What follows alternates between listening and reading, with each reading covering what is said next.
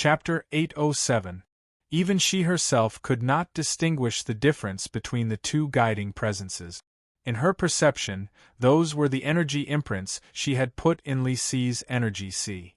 That was one of the deepest secrets of the Starfire Sword, and the reason she was feared the most. In the present world, when her enemies faced the subordinates she cared about, they did not just have to face her subordinates alone, but her full power attack at the same time. From a certain perspective, as long as her cultivation continued to grow, she would always be one of the most terrifying people in the world. Then, any of her subordinates who traveled outside would be the most terrifying cultivators in the world. They would all be her incarnations. Even Wang Jingming back then did not know the secrets of her Starfire Sword. Other than her, no other cultivator in the world cultivated such a method, and could not know her secret. She had never thought that something like this would happen. However, something like this had happened tonight. Furthermore, she had figured it out in that instant. Someone had cracked her secret. From now on, unless she saw it with her own eyes, unless she locked onto it with her perception, she would not be able to use energy imprints like this to assassinate an enemy in any corner of the world. Because she could not be sure if that was the guidance from the energy imprint in her subordinates, or the guidance from the enemy. This also meant that when the news spread tonight, all the cultivators in the world would know that their subordinates no longer had the protection of the Starfire Sword. While she did not know that this was Bailey Sushua's arrangement from more than a decade ago, and that Jing Liuli had solved her secret tonight, she knew that after Jiaodong Commandery, her most important thing, or rather, the thing that could help her fight against Yuanwu or the Bazin Kendo ground, was lost. This would completely change her status in the world of cultivators. She stood motionless in the darkness for a long time. The bright moonlight fell on her body. Her hair flashed with silver light, and then turned white like it was dyed in autumn frost. Among her black hair, even she did not notice that some white hair had appeared. The higher one stood, the more they could see into the distance. At the same time, the higher something was, the easier it was for people to see and sense. When Jing Liuli activated her guidance, it caused the Nirvana star Yuan Qi to madly gather into a sword in this world, and then fall down. Many of the true great grandmasters in the world had sensed such a change. Especially in Jiaodong Prefecture. Ding Ning, Bailey Sushue, and the Donghu monk immediately sensed this abnormality, and confirmed that the Starfire Sword with its madness and urgency had landed around Chongling. Who else in Chongling could make Jing Xiu so anxious like Li Si? Jing Liuli succeeded. Ding Ning looked in the direction of Chongling, and said to Bailey Sushue behind him. The two were in a quiet room near the sea. Surrounded by the sea on three sides, the scenery was vast and beautiful. The sea breeze came gently. The weather in Jiaodong Commandery was pleasant, but the two did not have any joy on their faces. Because it was too fast. Even Bailey Sushue, who understood Jing Liuli best, had not expected this to happen so quickly. Yan and Qi will move. Lin Zhujiu also appeared in this room. His expression unusually grave. And they may not listen to us. Ding Ning slowly nodded, his mood extremely heavy. Ever since they took over Jiaodong Commandery, compared to Chongling, their advantage was in the cultivation world. The Chu army had just finished cleaning up the Jing family armies in Jiaodong Commandery, and had time to catch their breath. In terms of numbers and quality, they could not compare to the Qin, Yan, and Qi armies. Donghu and Wuji were too far from Jiaodong Commandery, and temporarily could not be of any use. Also, if they wanted to resolve grievances in the cultivation world, they had to avoid wars between dynasties. Otherwise, if they wanted to avoid large numbers of deaths and injuries, there would be no need to talk about a long war. When it came to the level of a battle between millions of soldiers, a few more powerful grandmasters on either side would not be able to play a decisive role. For example, in the previous battle between the Qin and Chu, when Consort Zhao Xiang personally led the troops in the Yangshan Commandery, almost all the grandmasters of the marquisate establishments on the Qin side had been killed, and many grandmasters on the Chu side had died. Those powerful Realm 7 grandmasters were just as dangerous as Realm 5 and 6 cultivators on a battlefield of that scale. Their lives could not be guaranteed. When Ding Ning learned of Bailey Sushue's arrangements for Jingliuli, he had started to move some things in advance. But in his view, this would take months, and not just a few days. There is no time. Hearing Lin Zhuzhou's words, Ding Ning gave a simple reply. Then he said, Jing Xiu has many arrangements in the yin and qi. Once the news spreads, her cultivators will feel danger. The yin and qi people will not fear killing her subordinate. She will push for war when she has no other choice. Bailey Sushua took a deep breath and said, If we use the soaring snakes of Jiaodong Commandery to travel, there may be a chance. That way we may make enemies in many places. Ding Ning hesitated for a moment and then looked at Bailey Sushua and said, Also, Jing Liuli may have her own ideas. Bailey Sushua's eyes frowned. Jing Liuli? She has studied with me for a long time in Chongling. She does not just look at problems from the perspective of cultivation and enemies. So before killing Li Si, she will think about what changes killing Li Si will bring. Ding Ning said softly, She has great talent in all areas, so I do not believe she does not know these things. If she thinks the same as us, and only wants to resolve the grievances between the Bazin Kendo ground and the Chongling Imperial House in the battle of the cultivation world, she will leave some time for us. But she did not. This means she has her own ideas. Bailey Sushua was silent for a long time and said, She really is a person with her own ideas? Everyone in the room grew silent. What would happen if they only resolved the grievances between the Bazin Kendo ground and the Chongling Imperial House in the Battle of Cultivators? Based on the present situation, the most likely was that Yuan Wu and Jing Xiu were defeated, and the Qin dynasty would establish a new emperor. In the distant future, the Qin dynasty, Chu, Yan, and Qi would form a new alliance and have good relations for 100 years. But Jing Liuli did not want this. The Chu had disappeared. Maybe she did not want to have another Chu. Maybe she wanted to go one step further, and push for the Yen and Qi to disappear once and for all. Then if this was the case, after killing Li Si, she would act to push these matters to proceed as she wanted. Chapter 808. Everyone would have their own thoughts, and could have their own thoughts. The wishes of the Bazin Kendo ground, Ding Ning and the others could not represent the wishes of all the Qin people. So if Jing Liuli felt that Ding Ning, Bailey Sushua and the others' thoughts were not thorough enough, and she wanted to act according to her own thoughts, then she could not be said to be wrong. Ding Ning could not say that Jing Liuli was wrong. In the future, she may be a threat, Lin Zhuzhou said honestly. No matter if it was Ding Ning or Bailey Sushua, no one present could say that Lin Zhuzhou's words were wrong. When there was a fundamental difference in the way they handled certain matters, they could become enemies. Even more importantly, in Lin Zhuzhou's view, Jing Liuli's top talent and her rapid progress meant that she was the only person who could catch up to and even surpass Ding Ning's cultivation in the future. Even Ding Ning did not deny this.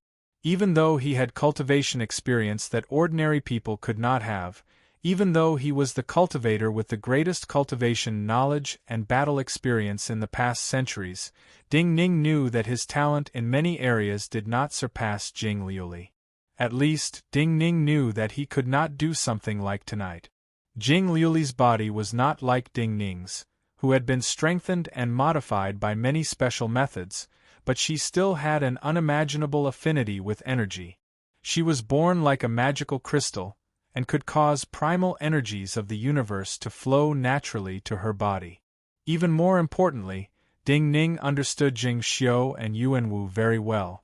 But tonight, Ding Ning felt that he still did not understand Jing Liuli well enough. The pale starfire burned silently in the incomplete palace. These starfire were as cold as fireflies, but the rays they released before they disappeared were enough to cause cultivators to feel a burning pain. At the place where the starfire sword had landed, there was a scorch mark.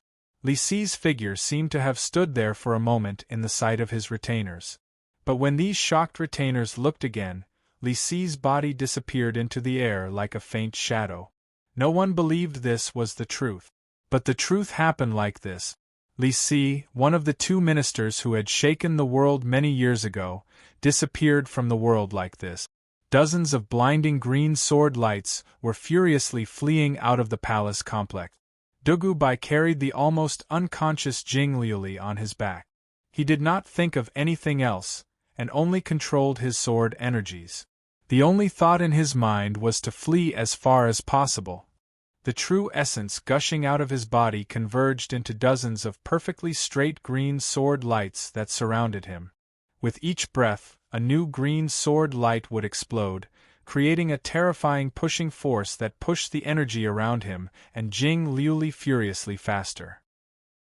At the same time, a new sword energy formed. The speed of this sword move could not compare to Yantai Guanjian, but this was the limit of what Dugu Bai could do. Most of Li Si's retainers did not chase. Li Si had deliberately chosen the edge of the palace complex where Jing Liuli and Dugu Bai were most likely to escape. But at this time, there were still many bright sword lights in the night sky that chased after Dugu Bai from all directions. In Lin Zhujiu's view, Jing Liuli, who was fainting and might not be able to escape alive, was the only threat to Ding Ning in terms of personal cultivation. But there were at least 3 people in the world who did not think so. Jing Xiu was still standing in the moonlight. Her body grew colder. One was because of the lack of vital energy. That moment of explosion had used up much of her power. The other was because she was gradually losing everything and growing lonely. What else could she rely on? The moonlight and starlight went down, but her perception went against the flow. The silent starfire was so cold and emotionless, but when her perception passed through it, the star energy she was familiar with seemed to become the only thing that gently wrapped around her. She sensed the small sword that was being tempered in the star fire. Her perception touched the sword and snuggled close to it. In a palace not far from her, Yuan Wu was also looking at the stars in the sky. His eyes were filled with emotion, but occasionally flashed with a thread of anticipation. In the past, everyone had felt that he was very ordinary. At least, compared to the geniuses of the past, he was too ordinary. So in his view, the world that was too ordinary and without waves was not of much use to him. Moving in peace and stability, he would definitely fall behind those geniuses. So he needed troubled times. He needed to take risks and pull chestnuts out of the fire. Each step he took was hair-raising. For example, how much risk had there been in the mutiny that destroyed the Bazin Kendo ground? Every step he took felt as if he was on fire. With the burning sensation, he would naturally walk faster than ordinary people. Even Ding Ning, who had the 9-death silkworm, did not dare to use the immortal medicine of the ancestral mountain. Ding Ning felt that the energy contained in this medicine would completely consume a person's consciousness and turn them into another kind of being. But Yuan Wu did not think so. Something that even Ding Ning feared. He thought it was the key to victory. The moon was in the sky. Who could truly shine with the sun and moon and live forever? Yuan Wu's perception once again gently wrapped around that ball of energy, the immortal medicine of the ancestral mountain. Was life and death important?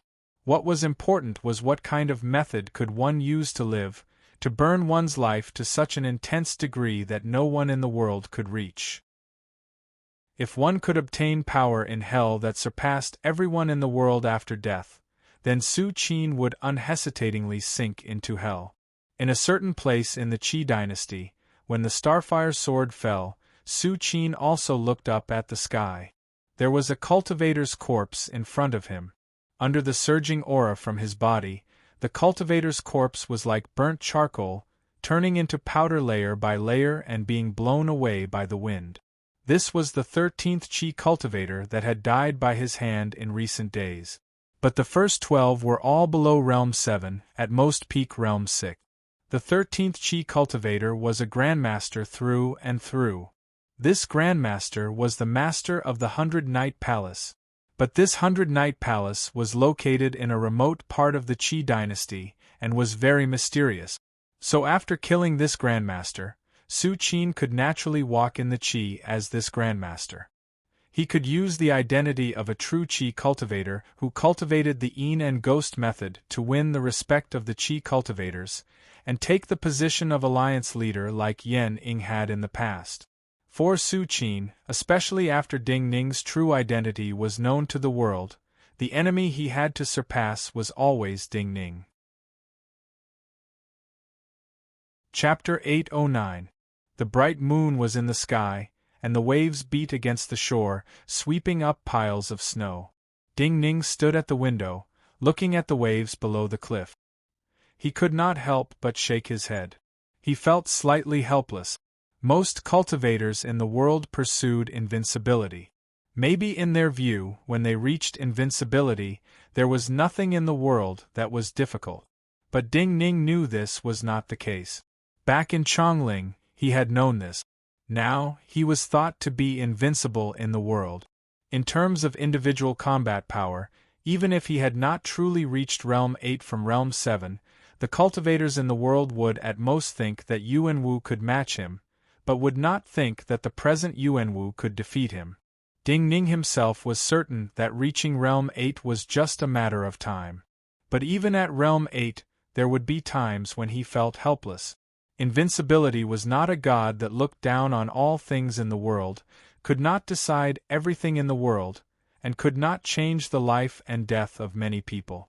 The waves below the cliff were pure white, but Ding Ning was slightly dazed. The waves in his eyes seemed to be red, like a sea of blood. If there is no way to change the Yen and Qi sending troops, what will the Bazin Kendo ground do? Bailey Sushua knew where his helplessness came from. He asked Ding Ning this question. Guard Jiaodong Commandery. I will even try to take back the power in the Chu. Ding Ning said, We do not have much military power in Jiaodong Commandery, and cannot send troops. Bailey Sushua understood Ding Ning's words. The chances of the Yen and Qi sending troops were high. If the Yen and Qi sent troops, it meant that the Yen and Qi dynasties believed that if they worked together, they could destroy the Qin. In this situation, if the Bazin Kendo ground sent troops for the Qin, Yen, and Qi, any of the three sides would be enemies of the Bazin Kendo ground. I do not care about the Yen and Qi. If they think they can destroy the Qin, then they will be destroyed. Bailey Sushua said after a moment of silence. I just fear that you will be pushed by Jingliuli. Ding Ning naturally understood Bailey Sushua's meaning.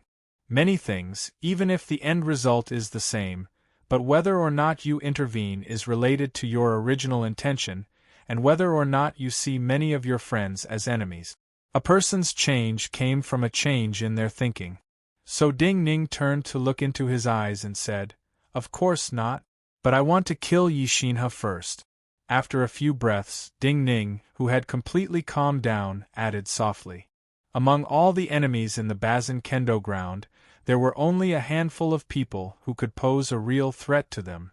Yuan Wu, Zheng Xiu, Xu Fu, Minister Yan, and Yixinhe. The time is too short, there are many things that I cannot prepare in time, especially for Qian Mu and Shouchen. They still need a long time. But if war erupts, Yixinhe will appear on the battlefields outside Guanzhong and Chongling. I will personally kill him, Ding Ning said. Bailey Sushua did not speak again. In reality, as he looked at the waves on the sea, he knew that the world of cultivators was like the sea, and would never be calm. He understood Jing Liuli too well. So he could not help but think, in the future, when Jing Liuli reached a certain level of strength, if a possibility appeared, when she found that killing Ding Ning could push something forward, then she might really act against Ding Ning. Some people did not care if they could become existences that ruled the world, but cared if they could change the world according to their will. Such people were more terrifying than those opponents with pure desires. Other than worrying about such a thing happening, Bailey Sushua was more worried about Jing Liuli's life. In the night, Dugu Bai, carrying Jing Liuli on his back, was furiously fleeing. The darkness concealed endless killing intent. There was a sharp sound and then a soft pop. This soft sound came from Dugubai's waist. A sinister flying sword quietly broke through the sword light outside his body and directly pierced his waist, causing blood to splatter everywhere. This was not the first serious injury to Dugubai's body. In the short time that Bailey Sushue and Ding Ning had been talking, there were 4 or 5 such terrifying wounds on his body. Yet this young cultivator was still furiously moving through the forest. Just like in this moment, he did not even care about the flying sword that left him covered in blood. He did not care where the owner of this flying sword that had flown away after its killing intent was, or if this flying sword would appear next to him again. He was just fleeing without regard for anything. He was far away from that incomplete palace. Relying on absolute speed, he could shake off many cultivators and not be surrounded. However, there were still powerful cultivators who were able to chase after him. Some of them even arrived in front of where he was fleeing. The direction that Dugubai was fleeing in was the mountain slope where he and Jing Liuli had grazed their sheep. He and Jing Liuli had lived peacefully on that mountain slope for a while.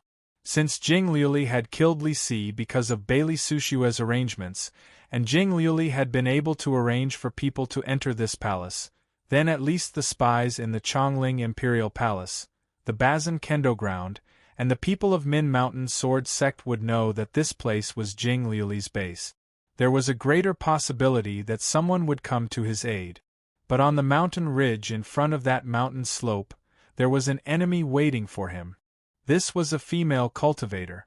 She had a coarse cloth apron around her waist with swill and vegetable leaves on it. She was dressed like a cook. Before the Starfire landed, she had been working as a cook in that incomplete palace, and had even been dealing with the teasing of a foreman.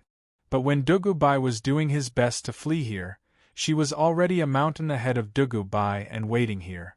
Li Si had said in his previous conversation with Jing Liuli that if Jing Liuli could kill him, he had instructed his retainers. Many of them would not pursue Jing Liuli, but he could only guarantee that most of his retainers would follow his orders. Just like how Bailey Sushue could not completely control Jing Liuli's thoughts, this female cultivator did not follow his orders. In that incomplete palace, there were many cultivators in disguise like her. Their purpose was to ensure Li Si's safety. As for her, she was the most powerful of them all. Her name was Mu Hongyan. Back in the era when she led the Qin army against the Han, Zhao, and Wei on the Bazin Kendo ground, she had been one of the most famous assassins in Chongling. It wasn't until she became one of Li Si's personal guards that her name disappeared from the world of cultivation. Many years ago, when she put away that small sword that could kill, protecting Li Si was her only mission. But now Li Si had died like this. Her life seemed to have suddenly become empty, losing its meaning. When she rushed out of the unfinished palace, she was still holding a few pieces of vegetable leaves that hadn't been washed. Now, she was holding a small sword in her hand, a bright red small sword. Chapter 810. Mu Hongyan came from Guangzhou. Her sword was the famed sword of the former Heavenly Fragrance Pavilion, Carmine. She was originally an assassin trained by the old Chongling power, the Taishu family. Assassins and swordsmen were both cultivators, but the difference was that swordsmen pursued the open path of grandmasters, and left behind sword manuals for future generations. Assassins hid in the darkness and shadows, and only killed. Assassins would often appear suddenly, and retreat if they succeeded. If they failed, they would retreat. Mu Hongyan was the same, but she rarely lost. What completely changed her life was the fight between the old powerful families and the new powers that rose with Yuanwu. She was the person the Taishu family had sent to assassinate Li Si back then. Yet she had lost badly at that time and had even been captured. But Li Si had allowed her to live, and in the end, had her become his personal attendant. But even though she had changed from an assassin to a bodyguard, Her method of fighting was still that of an assassin. She would hide around Li Si in the darkness. Just like this, she stayed on this mountain ridge, waiting for Dugu Bai and Jing Liuli to come. It would not be a fair duel, but an assassination in the darkness. In these years, at least 10 realms 7 cultivators who wanted to assassinate Li Si had died at her hand. But before they approached this mountain ridge, other than her, Dugu Bai and Jing Liuli had an opponent that could bring them to death even faster. That sinister flying sword that could silently pass through Dugu Bai's sword curtain and perception each time, and appear around him. The first time this flying sword appeared, it created a bloody wound on Dugu Bai's leg. The second time it appeared, it stabbed into Dugu Bai's waist. Before Dugu Bai's vital energy could launch a violent counterattack, it quickly pulled away and fled into the night sky. The third time it appeared, it was in the soil under Dugu Bai's feet, and pierced through Dugu Bai's right foot. These 3 sword wounds were very serious, especially the one that pierced through the foot.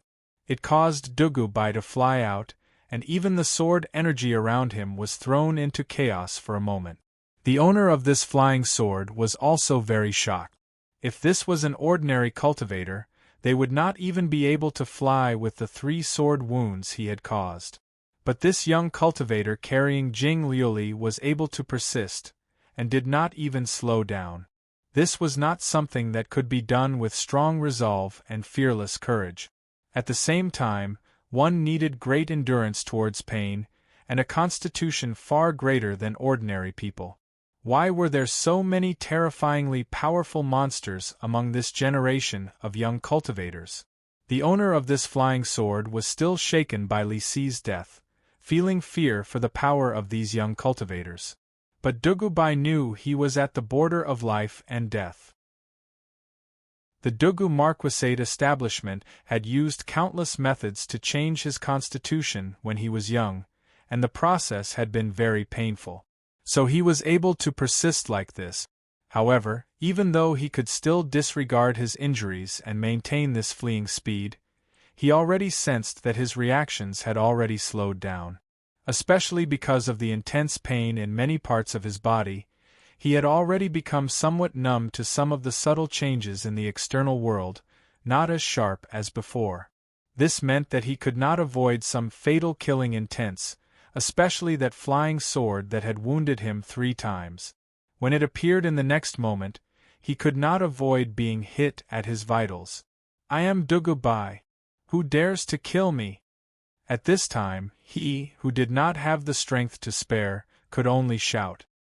His roar, which was mixed with true essence, reverberated throughout the mountains and wilderness. Many of the pursuers, including the master of the treacherous flying sword, couldn't help but pause. The cultivators of Chongling might not know the names of all the young geniuses on the ranking of talents before the Min Mountain sword trials started, but they all knew Dugu Bai, who came from the Dugu Marquisate establishment. In this generation of the Chongling Marquisate establishment, Li Shixing seemed to be the least liked, and Dugu Bai was the most valued. The Dugu Marquisate establishment had high hopes for Dugu Bai, and many cultivation resources that they had not been willing to use had been used on him. At this time, the other was with Jing Liuli, the survivor of Min Mountain sword sect who had killed Li Si and had helped Jing Liuli escape. This was naturally a death sentence. But even if Dugu Bai was a death sentence, would the person who caused his death suffer the anger of the Dugu Marquisate establishment? Would the elders of the Dugu Marquisate establishment who loved Dugu Bai spare the person who killed Dugu Bai with their own hands? The sharp ripping sound in the air suddenly faded greatly. Even the most fatal and sinister flying sword was only following behind Dugu Bai in the vortex of sword chi. It was like a falling leaf that was constantly drifting, but it did not suddenly accelerate and give Dugu Bai a fatal blow. Mu Hongyan was still on the mountain ridge in front of Dugu Bai. Her expression in the darkness did not change at all. Dugu Bai's shout to her was to learn the true identity of this youth, who was protecting Jing Liuli and fleeing, and to give her a chance to kill Jing Liuli with her own hands. A gust of wind blew over. Mu Hongyan's body started to sway in an unusually soft position. This was a technique that only the most powerful assassins cultivated by the old nobles and clans could use. The more dangerous a cultivator was, the more extraordinary their perception would be. But for an injured cultivator, this kind of perception would often be able to accurately capture the abnormalities in the surroundings, and would overlook some things that were too ordinary. Mu Hongyan's body, in Dugubai's perception, was like a small sapling swaying in the wind. The more ferocious the wind blew, the more her body swayed. It even gave people the feeling that she was about to be blown away from the mountain ridge by the wind. Yet when the sword light wrapped around Dugubai reached in front of her, her posture as she reached out with her sword was extremely stable. The rouge-red sword light jumped in the darkness and then disappeared. When it appeared again, it had already broken through the sword energy around Dugubai and pointed at Dugubai's throat. This sword was more terrifying than the sinister flying sword from before. Dugubai could not react in time. Red had just appeared in his eyes when his heart violently contracted. A wave of coldness surged from the depths of his body. He could not deal with such a sword. The person who used this sword was not just a grandmaster, but a grandmaster who used killing methods to the extreme. In his mind, he was already imagining his own ending. In the next moment, his throat would be pierced by this sword, and a drop of fresh blood would seep out from his throat like a peach blossom. Chapter 8:11. A true assassin's mind would not waver when the tip of the sword pierced the other's flesh, the blade rubbed against the other's flesh and bones, and caused fresh blood to spray into the air. This kind of extreme calmness could harvest lives more efficiently. At the same time, the assassin could sense any changes in the world around them, even on the battlefield where thousands of soldiers were fighting. At this time, even Dugubai thought that he would die immediately, and nothing would happen. But Mu Hongyan, whose mind was as cold as ice, sensed the arrival of danger. Her body twisted in the air at an inconceivable angle, and many of the muscles on her body twisted like two vines. The tip of her sword slid through the night as she twisted her body. With a clang, it struck a sword energy that was already about to strike. This sword energy was completely transparent. When it was shattered by her sword tip, it exploded into primal energies of the universe that sprayed outwards. Dugubai still felt true coldness in his throat. At this moment, he, who had escaped from the brink of death, stimulated the valiance in his body. A howl like that of a wounded beast burst out from his throat, and his body once again erupted with an even stronger strength. With a boom, like an enormous rock thrown by a seal weapon, he almost brushed past Mu Hongyan's sword and smashed into the air ahead. A sword light flashed in Mu Hongyan's still calm perception. Her eyes narrowed slightly. She flicked the small red sword in her hand again, and easily cut down this sword light. This sword light, which was still completely transparent, was not strong compared to her. It was only a threat because it was fast. It formed around her and sped up in an instant. There was only one cultivation place in Chongling that had such a sword move. But this person's vital energy was not Realm 7, and was not a grandmaster of that cultivation place. Mind Realm Sect Changing Mind. A secret attendant like her, who often followed Li Si, naturally knew every cultivator in Chongling who could pose a threat. So when the second sword light appeared, she judged the other's identity. Too weak. Then she shook her head. The moment she shook her head, her body instantly disappeared. Dressed in black robes, Exion's appearance and figure had not changed much from the Min Mountain sword trials. But the curve at the corner of his mouth was slightly different, and he had the steadiness he did not have at the Min Mountain sword trials. At this moment, he was under a pine tree to the left of Dugubai. His body was covered with pine needles that had been shattered by Yuan Qi. To be able to come here without attracting the attention of such a grandmaster, and even force the other to withdraw his killing blow, with his Realm 6 cultivation, was enough to be proud. But in the past year, this young cultivator who had suffered many hardships like Xia Wan knew that pride was useless. The most realistic thing was to live on and obtain stronger cultivation. When he sensed that Mu Hongyan had disappeared, he made an abnormally direct action that didn't have the demeanor of a cultivator. He fell straight to the ground. It wasn't just an ordinary fall to the ground. Instead, it was a body full of quintessential essence, using the fastest speed possible to smash his back into the ground. Facing an opponent of Mu Hongyan's level, the surroundings of the body were all weak points. They were places the opponent could attack, and would be killed instantly. Smashing into the ground like this, he could at least turn his back into a solid mountain. Looking up at the sky, he only had to face attacks from above. At least, he had the ability to block a blow. Even Mu Hongyan hadn't expected such a battle strategy. Facing an opponent who had smashed himself into the ground, she still had many ways to quickly kill the other. But at least, it was not any of the methods she had just now imagined. In this moment she was slightly slower. But she was still fast enough. Exian's actions made her understand that as long as Exian did not die, he would continue to entangle her and give Dugu Bai time to escape. She was fast enough that she had the confidence to catch up to Dugu Bai after killing Exian. There was a loud explosion. This silent and powerful assassin showed her violent side in this moment. Her figure appeared right above Exian.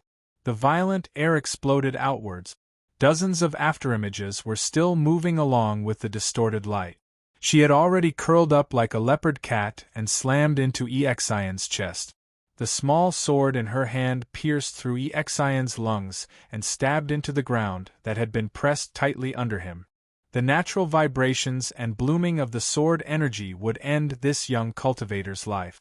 Then she would use the recoil from this collision to spring up and attack again to chase after Dugu Bai. But she encountered another accident. The pine tree beside her actually exploded the moment her sword pierced through Exian's body. A young cultivator she didn't notice appeared right at the center of this pine tree that exploded. A powerful and domineering sword radiance pulled out several dozen streaks of lightning radiance, smashing towards her like a giant pillar. These dozens of bolts of lightning were an eerie green. Dozens of sharp cracking sounds could be heard. The sword energy bloomed in the afterimages that had not dissipated when she smashed down. The small sword in her hand left Exian's body without any reluctance. She bounced up and avoided this sneak attack. Exian, the person who ambushed her, screamed. She gripped her sword with both hands and sent out hundreds of sword lights that exploded in her direction. Someone from the Su Marquisate establishment. Mu Hongyan knew the other's identity when that inverted heaven-lifting sword form appeared. This was Su Lianhua, another good friend of Dugu Bai. She was also shocked that this young cultivator had such move. But the other's fierce and violent attack was just to prevent her from getting close to Exian again. This kind of sword move would have no follow-up power and would be full of openings. So when she attacked with her next attack, this Su Lianhua would die. Stop. However, at this moment, a weak but irresistible female voice rang out. You attacked with hatred and didn't want to leave anyone alive. You should be one of Li Si's people. Don't you want to know what Li Si said to me before he was killed by me? Mu Hongyan dodged Su Lianhua's attack. However, her figure suddenly stopped, standing in the middle of a patch of grass. The person who spoke was Jing Liuli. She had been unconscious on Dugu Bai's back before, but now she was awake. Dugu Bai clearly listened to her and stopped. Mu Hongyan originally wanted to kill Jing Liuli, so she did not attack Su Lianhua and Exian. What did he say to you? She gripped the small sword that was still dripping with warm blood and replied coldly. Chapter 8:12. At this time, Dugu Bai had been struck in many places. Even though he had avoided fatal injuries, blood still flowed from several places on his body. One of Exian's lungs had been pierced out. The sword energy had almost exploded in his body. Even though he had not died, he could not breathe and was in great pain. Su Lianhua had used too much strength. The skin on her arms had exploded, her flesh a mess. As for Jing Liuli, she had just woken up from her heavy injuries. These people were all in extremely wretched states. But when faced with Mu Hongyan's question, Jing Liuli did not directly answer and instead asked, "Do you want to know Li Si's story?" Mu Hongyan frowned. Li Si was already dead. For her, her life's mission was already over. Originally, in her view, no matter what Jing Liuli said, she would not be able to change her decision. She stopped because other than herself, there were still pursuers. The more the others stopped, the less likely it was for them to escape. However, the other party's words caused her state of mind to fluctuate slightly. People who are too conceited normally are not willing to let others comment on their merits. Jing Liuli's cheeks were strangely red. She looked into the female assassin's eyes as if she could see into the depths of the other's heart. At the same time, she knew that only by changing this female assassin's mind could she and her companions survive. So Li Si definitely would not tell you about his past. She took deep breaths to keep herself awake and continued, "So even if you follow him and feel that he isn't the kind of person the outside world says he is, it's impossible for you to know what really happened to him and his story. You know?" Mu Hongyan relaxed her brows and recovered her cold and emotionless expression. She said simply, "Speak. You first have to guarantee that we can survive." Jing Liuli looked behind her and said, "Otherwise, no one in this world will know his story. Compared to killing you to get revenge for him, do you think I would care?" Mu Hongyan looked into her eyes and asked, "Of course. Otherwise, you wouldn't have told me so much." Jing Liuli looked into her eyes without fear and said, "I care about it too, so I asked him twice. The most important thing is that he thinks I'm his confidant, and in a sense, from today onwards, I'm helping him do what he wants to do." Mu Hongyan's expression didn't change at all, but she just held her sword in silence.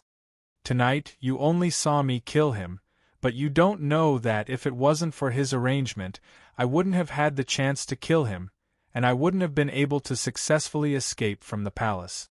Before I killed him, I thought he would definitely subdue me and make me his follower.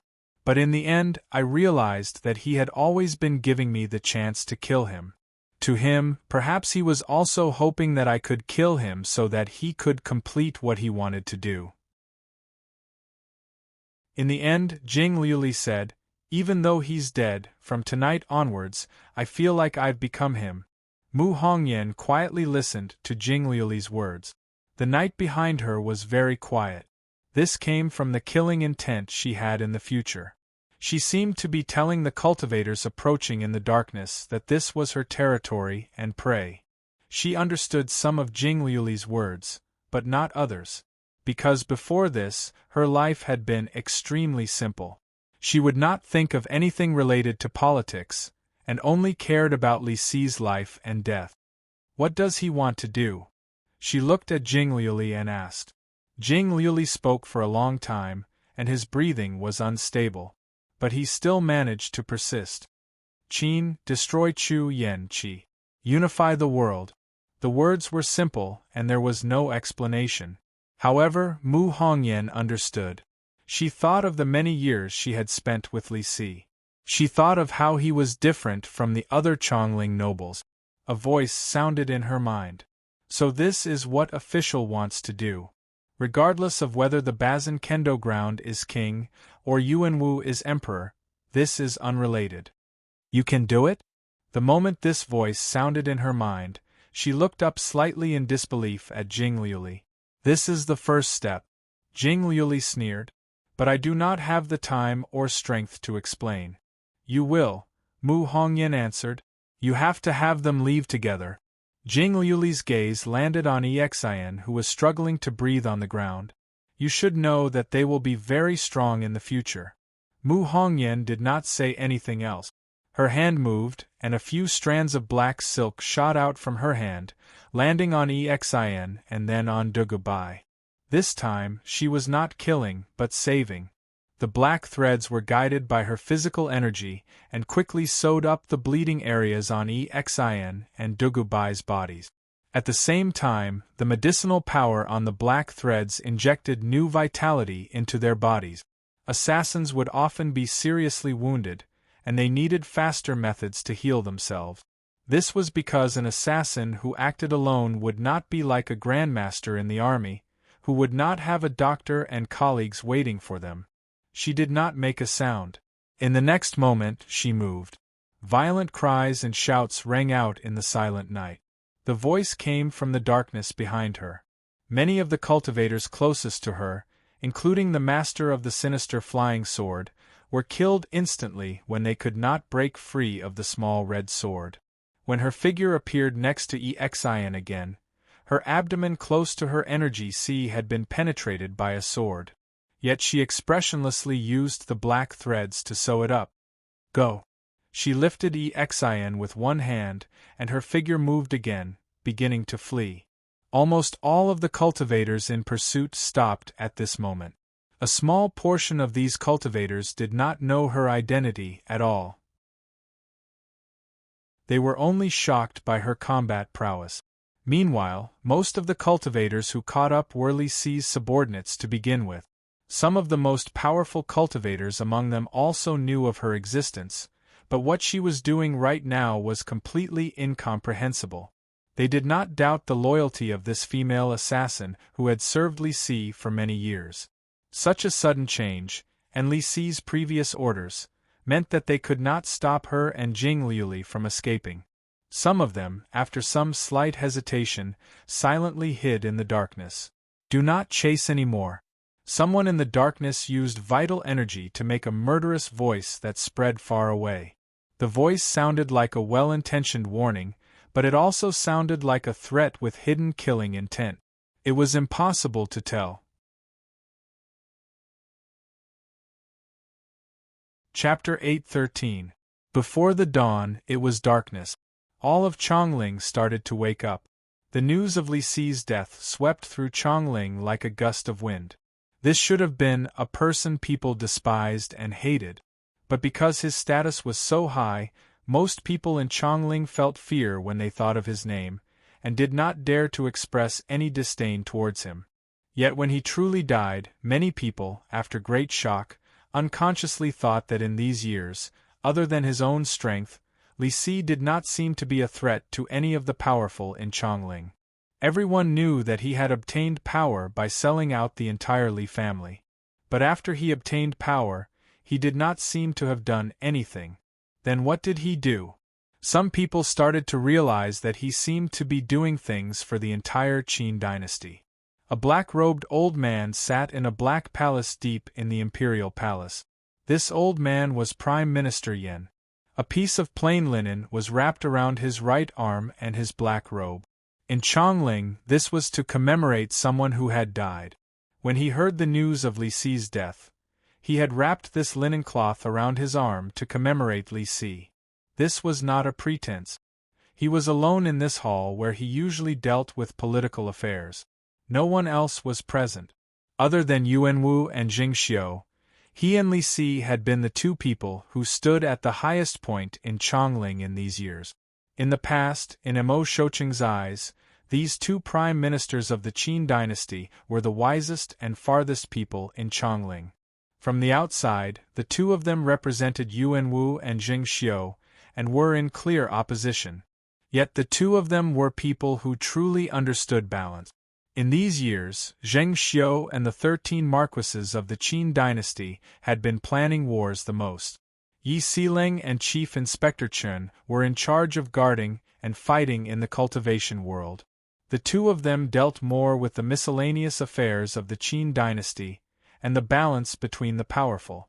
The more they opposed each other, the more familiar they were with their opponents, the more they understood each other. In Prime Minister Yan's view, at his and Mo Shouqing's age, it was normal to be able to give up some of their own interests and consider the future of the entire dynasty. Because he was too old, he did not have much time to live, and did not have much of a future to speak of. But he was like this at Li Si's age. This was extraordinary. Therefore, contrary to what the outside world thought, he actually respected Li Si a lot. In particular, the disappearance of such a person who was on par with him made him feel even more lonely and sorrowful. Even though he was quietly sitting there, looking out from the window, the entire world was still the same as before. However, he knew that the news of Li Si's death would be like a monsoon that swept over from the northernmost extremities, completely changing the climate of most places in this world. In fact, if a person's death could shake the entire world, then even if this person died, it wouldn't be an injustice, right? But how could you die so easily? Prime Minister Yen laughed bitterly at himself. Was this the so-called fulfillment? The more shocking the news was, the faster it spread. Unlike Minister Yen, when the news of Li Si's death reached the Chu, Yen, and Qi, most people were concerned about how Li Si died. Soon, many people were overjoyed, especially when they heard that Jing Liuli was not dead. If Jing Liuli did not die, it meant that the cultivators under Jing Xiu's command would lose the support of the Starfire Sword. Make sure that Jing Liuli stays alive. Have her do some more things. In the different imperial palaces of the Yen and Qi, such decrees came out at almost the same time. Some cultivators of the Yen and Qi, and even grandmasters who used to live deep in the imperial palaces, started to step into the Qin lands. Many of them could become Jing Liuli's guards in the future. This was likely something that had never happened in the cultivation world before. When a young cultivator who was still a long time from Realm 7 was seriously injured and fleeing, he had many guards who could be described as death warriors. On the second dawn after Li Si's death, one of the fastest cultivators in the world came to the Wei River outside Chongling and met with a Chongling power. This was a very secretive meeting. Huang Jinwei did not need to deliberately hide his tracks. After Yi Siling betrayed Chongling, there were very few people who could track his movements. Maybe because his personality was too humble, not many people thought of him as a threatening enemy. Huang Jinwei looked at Tantai Guanjian, who had come from afar in a hurry. His expression was still gentle, but there was a hint of deep worry. He shook his head and said, "You're 2 days late." Tantai Guanjian knew what he meant and said with a grimace, "I had not expected it to happen so quickly." "I guess so." Even he did not expect it. Huang Jinwei took a deep breath and slowly exhaled. "Otherwise, he would not have invited you to meet me." Tantai Guanjian was silent. Huang Jinwei slowly said, "He wants to resolve his grievances in the world of cultivators. He knows that I may agree. The truth is so. He knows that I am Mo Shouqing's student, and my teacher does not care much about the victory or defeat of the expedition. He only cares about when this kind of conflict will end, and how many people cannot come into contact with the grievances of the highest level, but are guarding the lives of the soldiers of this empire. Before he died, he killed many people like this with his own hand. This is too cruel, so he saw my intentions. But it is too late now. This will not be a matter that can be resolved in the world of cultivators. Yen and Qi have moved." Tantai Guanjian was silent for a moment, and then repeated, "Yen and Qi have moved? I have received some military reports. There are more Yen and Qi cultivators moving than ever before." Huang Jinwei's features showed some sharpness that was not usually there. With such movements, it means that this is the beginning. So no matter what, they will feel that there is no difference between the Bazin Kendo ground and the Yuanwu Emperor, only the Qin, Yen, and Qi. Originally, I could have helped him resolve his grievances in the world of cultivators. I only needed to tell him some of Yuanwu's cultivation secrets. I did not even need to interfere. I only needed to leave Chongling peacefully when you returned. But now, even if I do this, you will kill Yuanwu and Jingxiu. Yen and Qi will destroy Qin. Then will you destroy Yen and Qi? Huang Jinwei looked at the silent Tantai Guanjian and was silent for a moment. Then he turned to look at Chongling at the giant turrets. In his complicated eyes, Mo Shouqing seemed to be still looking at him. For my teacher, this is too much of a cycle. Countless people will die because of this. They should not be caught up in such a cycle. I think, not just me, but Marquis Sue and the others will also have such an attitude. Li Si and you have an unresolvable grievance. It is not wrong for you to kill him. You will naturally prepare for what will happen after his death, and not let war happen between the dynasties. But you did not expect Jing Liuli to be so fast, and did not predict her intentions. You still did not have time to prepare. You may have some agreements with the Yen and Qi in the past, and cannot immediately draw your swords against your friends from yesterday. But for us, there is only one choice. Either we destroy Yen and Qi, or Yen and Qi destroy Qin. Our present strength can only be used on this matter. If we have to choose, we can only choose Jing Liuli.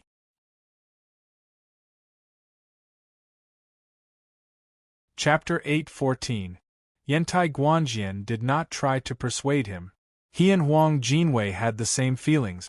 They did not like war, and were not willing to see many unrelated people get pulled into a grudge that did not belong to them. They did not want to see the people suffer.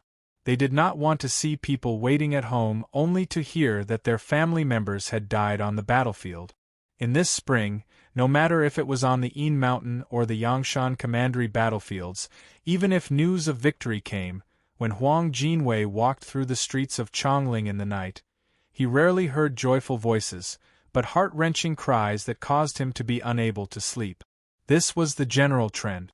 No matter how strong one's cultivation was, one could not change the general trend. Li Si died. One of the two ministers of the Qin dynasty was gone. Zheng Xiu's Starfire sword was defeated. The cultivators under her command could no longer receive her blessing. The Qin dynasty suddenly lost an important power, and many of her subordinates would soon be killed. Qin attacked Chu, and the army suffered great losses. The Bazin Kendo ground split Jiaodong Commandery. Donghu and Wuji worked together and watched from behind the Yin Mountain. The Lingshu sword gate changed, Min Mountain sword sect left Chongling, Yi Siling fled Chongling. More than half of the grandmasters of the Qin dynasty either left Chongling or joined the Bazin Kendo ground. This was the weakest time in the history of the Qin dynasty. Who could stop the Yen and Qi from attacking the Qin? Some people could not consider their own future, but they would consider the future of the dynasty. In a situation like this, many people would ignore their personal feelings. So now, Huang Jinwei felt that it was not very likely that the Yen and Qi would send troops, but that the Yen and Qi would definitely do so. He felt that if he was the emperor of those two countries, he would do the same. Before Mo Shoqing died, he had given this city to him. He did not have to guard this city, but the millions of Qin dynasty citizens in the city. He did not want Chongling to fall into the flames of war.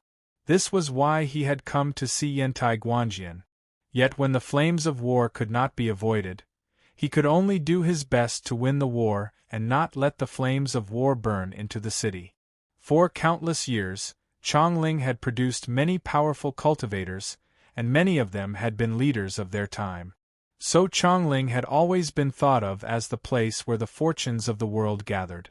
Which dynasty did not want to take Chongling as their capital? Which of the generals who had fought against the Qin dynasty for many years did not want to enter Chongling and wreak havoc in this city? Yantai Guanjian left silently. He left in a hurry, because he knew that after leaving this place there would be more things to do. Tantai Guanjian had not returned to Jiaodong Commandery. On the cliff by the sea that could overlook half of Jiaodong Commandery, Ding Ning received 2 letters at almost the same time. The 2 letters came from Yen and Qi respectively. The signatures on the letters were very delicate, and they looked very humble. But the seals were golden, and stamped with the imperial seal.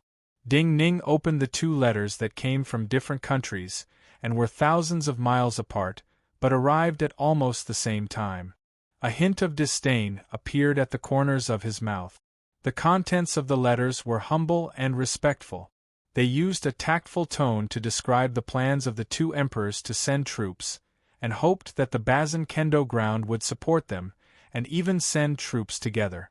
At the same time, the two emperors said that an envoy group would come soon, and deliver some gifts that they hoped the Bazin Kendo ground would accept.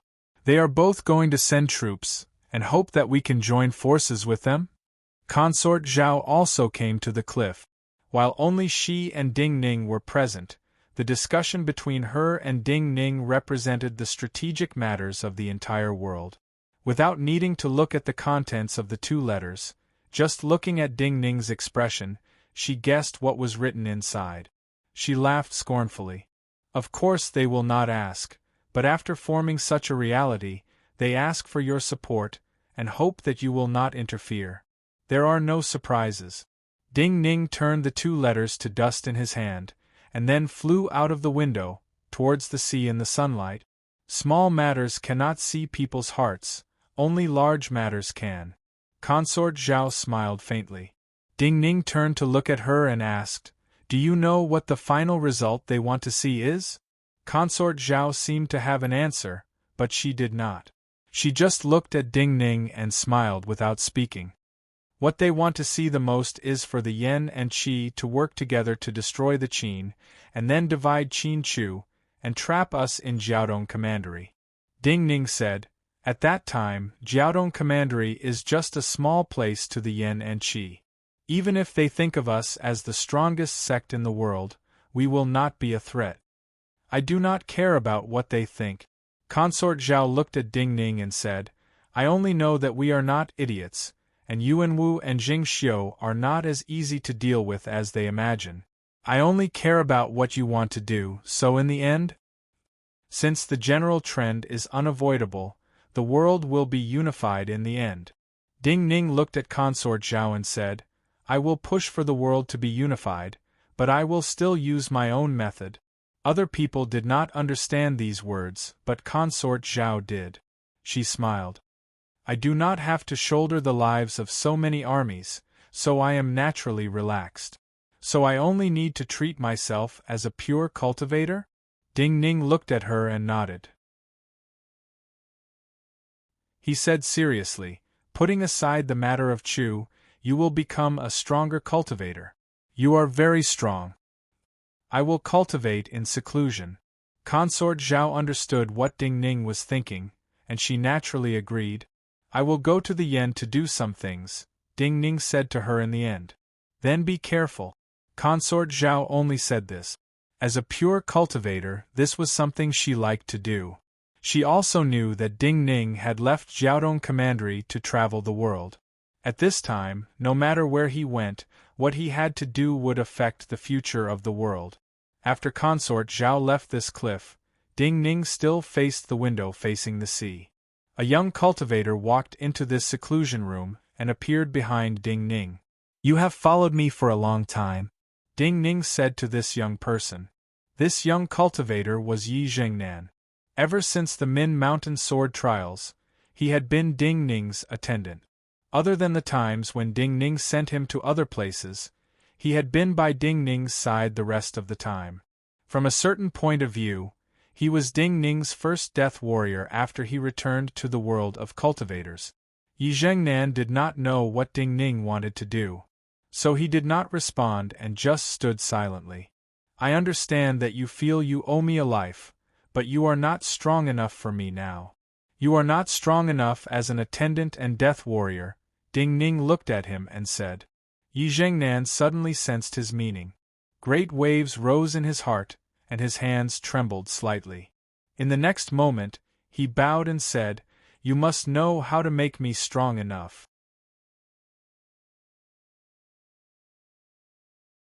Chapter 8:15. With your talent and present cultivation, you have no hope of quickly becoming a Realm 7 Grandmaster. Ding Ning looked at Yi Zhengnan, who was bowing, and said. Then he looked at Yi Zhengnan, who had not been affected by his words, and said, "But your sword heart is strong enough to compare to the swordsman of the Zhao sword furnace. In the past decade, I have only seen one of Wang Taishu's retainers.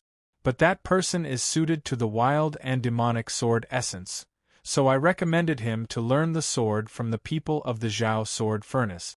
Now, I hear that he has had some accomplishments by Wang Taishu's side. But you are different from him. You are more suited to the calm and cautious sword essence. Calm and unafraid of death, courageous yet capable of finesse and finesse. This is what it means to be a natural-born blade master, and your control over flying swords will be better than the average blade masters. You're already at the 5th level, not far from the 6th, and you've already made some progress with flying swords. After Yi Zhengnan learned of Ding Ning's identity, he understood that every conversation he had with Ding Ning about cultivation would benefit him greatly in his future cultivation.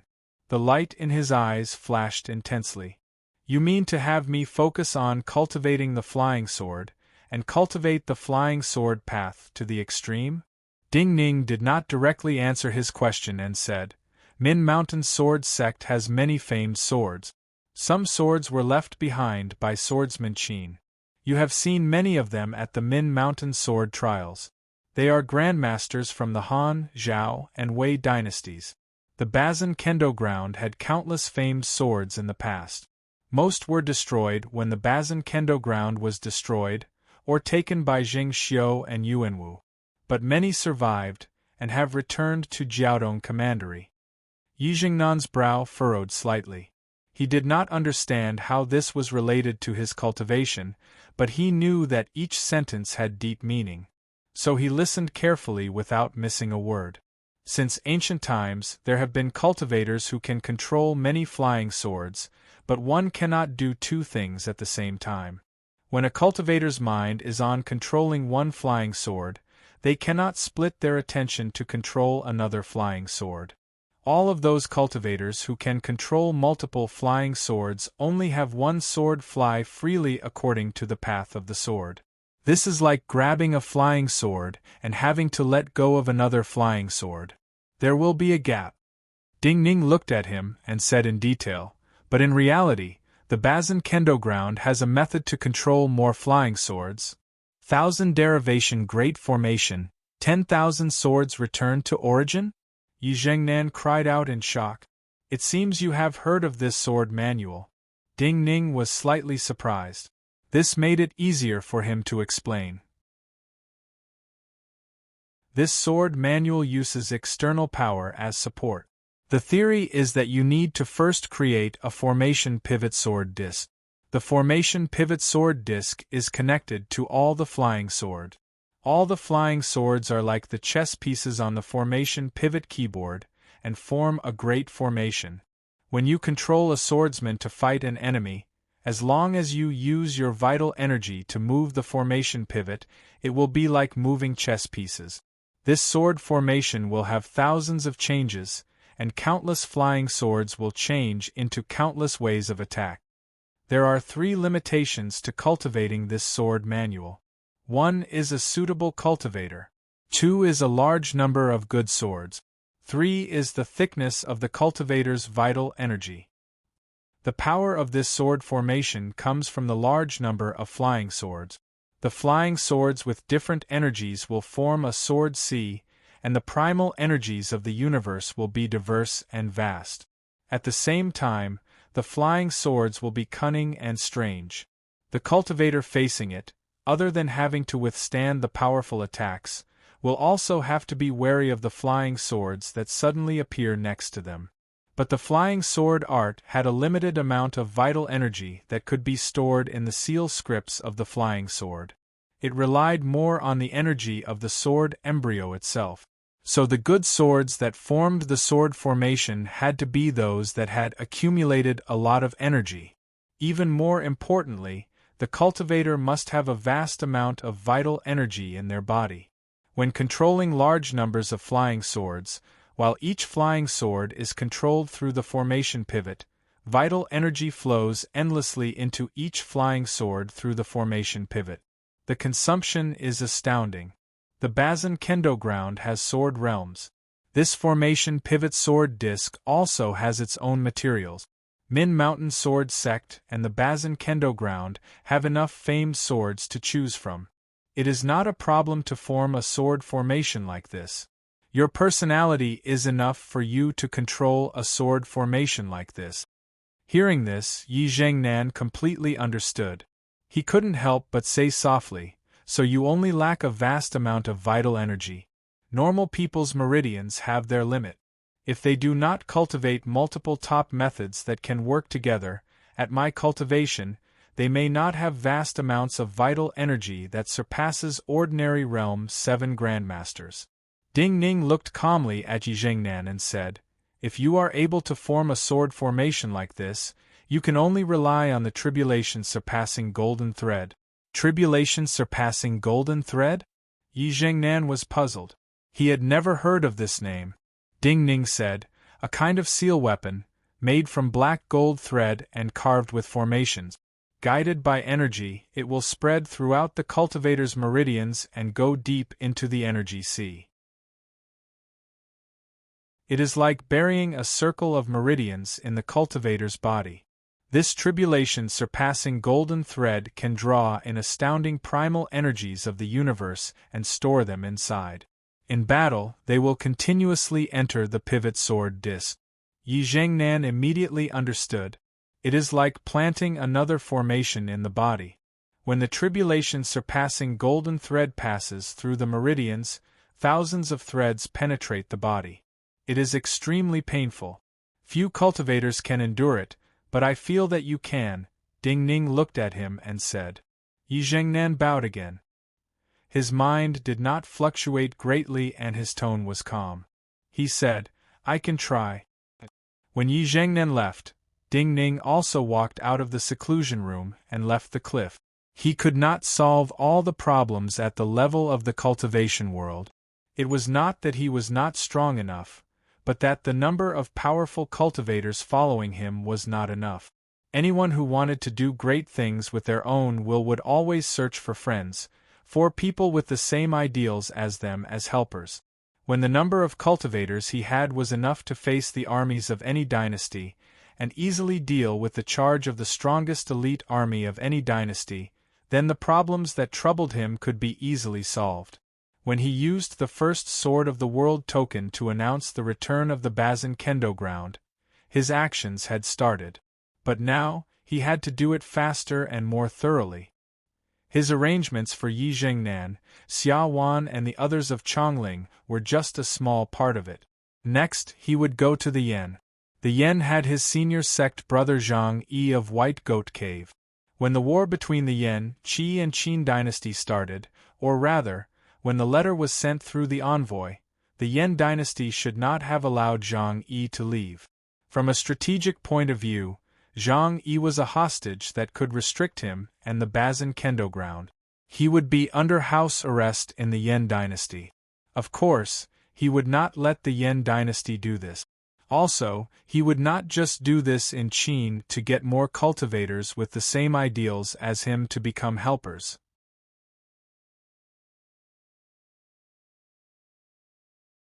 Chapter 8:16. The Deer Mountain Conference was the great victory of the Qin, and the beginning of Yuan Wu intimidating the world with his realm 8 talent. Yuan Wu had attacked at Deer Mountain, and cut off the peak of the other mountain.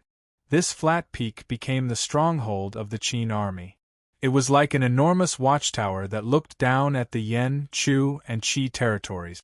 This had originally been the place where the 4 dynasties met. The Chu dynasty, once the strongest of the Chu, Yen, and Qi, had fallen apart. Those scattered vassals had at most tens of thousands or even hundreds of thousands of soldiers. They were not a great threat to the Qin dynasty. So the Qin army on the mountain naturally focused their attention on the Yen and Qi. On this day, the Qin army stationed on the mountain was silent.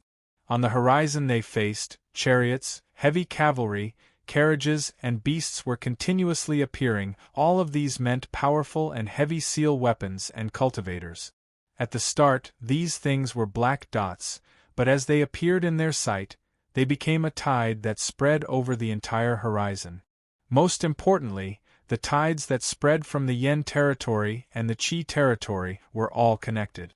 Like 2 torrents, they were all flowing towards the Qin territory. The last time the Yen and Qi armies met was more than 70 years ago. After 70 years, the two dynasties worked together again, and their armies were in full strength. How could people not be shocked? From noon to evening, these Qin soldiers looked silently at the armies coming from the Yan and Qi territories. They still could not see the end of the army. As the night deepened, countless torches lit up on the mountain. Some seal weapons threw their flames into the sky. Under the light of these flames, the vanguard army had reached the mountain. For the Qin dynasty, the general of the Qin army clenched the sword in his hand and let out a fierce cry. Countless shouts sounded, and were immediately drowned out by the sound of the air being torn apart. In the night, the Yan and Qi armies were still spreading like a tide. They drowned this mountain and then Deer Mountain. Late autumn and winter in the 13th year of Yuanwu. Originally, it was not a good time for marching and fighting. However, the Yan and Qi armies each raised millions of soldiers, gathered countless cultivators, and surrounded the armies of the small countries and tribes outside the Qin. They formed the largest army in the last few decades that could only be described as colossal. They invaded from Deer Mountain and launched a fierce attack on the Qin dynasty. In less than 10 days, they had conquered the 3 Qin counties and occupied Zhongshan County, the most important county in the northwest of the Qin dynasty. Zhongshan County was originally a vassal state of the Zhao dynasty. Once Zhongshan County was lost to the Yan and Qi dynasties, it was equivalent to losing 1/3 of the Zhao land that the Qin dynasty had conquered after destroying the Zhao dynasty and falling into the hands of the Yan and Qi dynasties. Originally, there were a large number of Zhao survivors in the land of Zhao who were dissatisfied with the rule of the Qin dynasty. After the victories of the Yan and Qi armies, many clans in the land of Zhao changed sides. Before the armies of the Yan and Qi armies arrived, many counties and counties were already burning with the flames of war and out of control. The Qin army never feared strong enemies, but facing this alliance army that could only be described as enormous, even the most fearless and experienced Qin generals did not know how to win. The Qin army could only mobilize a few 100,000 soldiers between Zhongshan County and Chongling, and these Qin soldiers were not in their best condition. Although there were hundreds of thousands of Qin soldiers, their opponents were more than 2 million elite soldiers of Yan and Qi. The ratio of cultivators was shockingly high. Apart from the 2 million elite soldiers of Yan and Qi, the allied forces of the other small states, tribes, clans and nobles who were against Qin were almost as many as the Qin army could muster. The ratio between the enemy and our side had already reached a ratio of 5-to-1.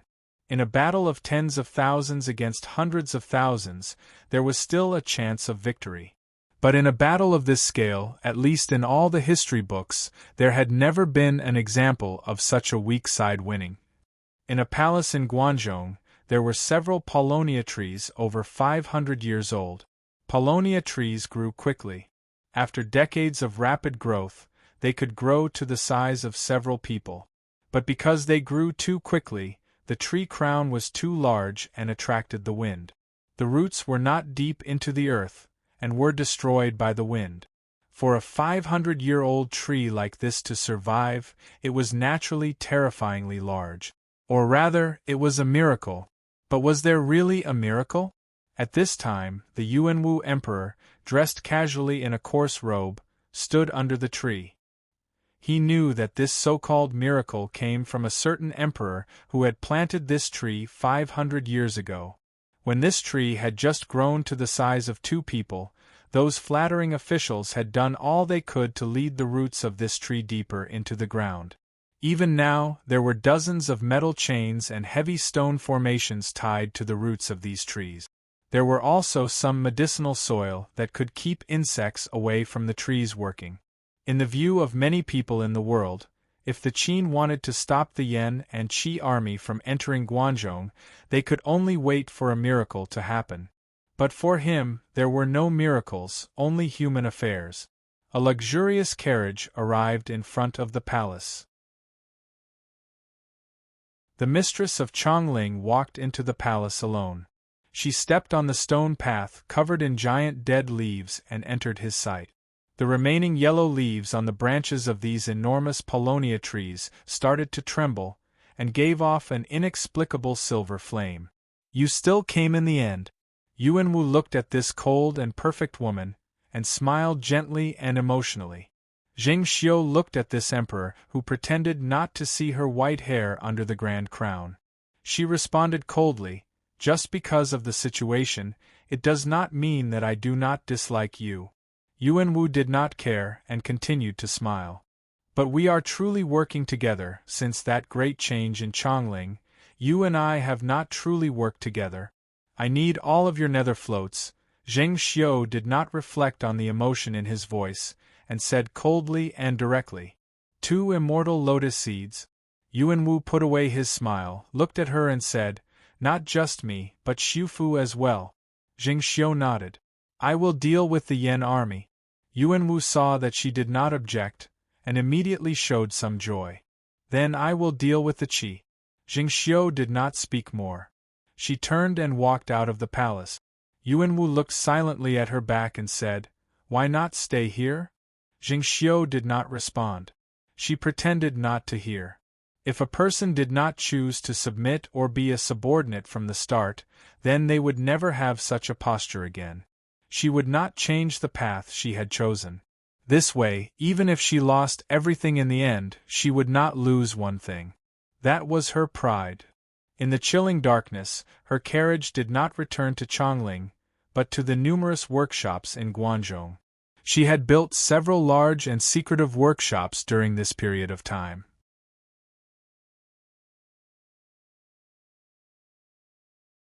Chapter 8:17.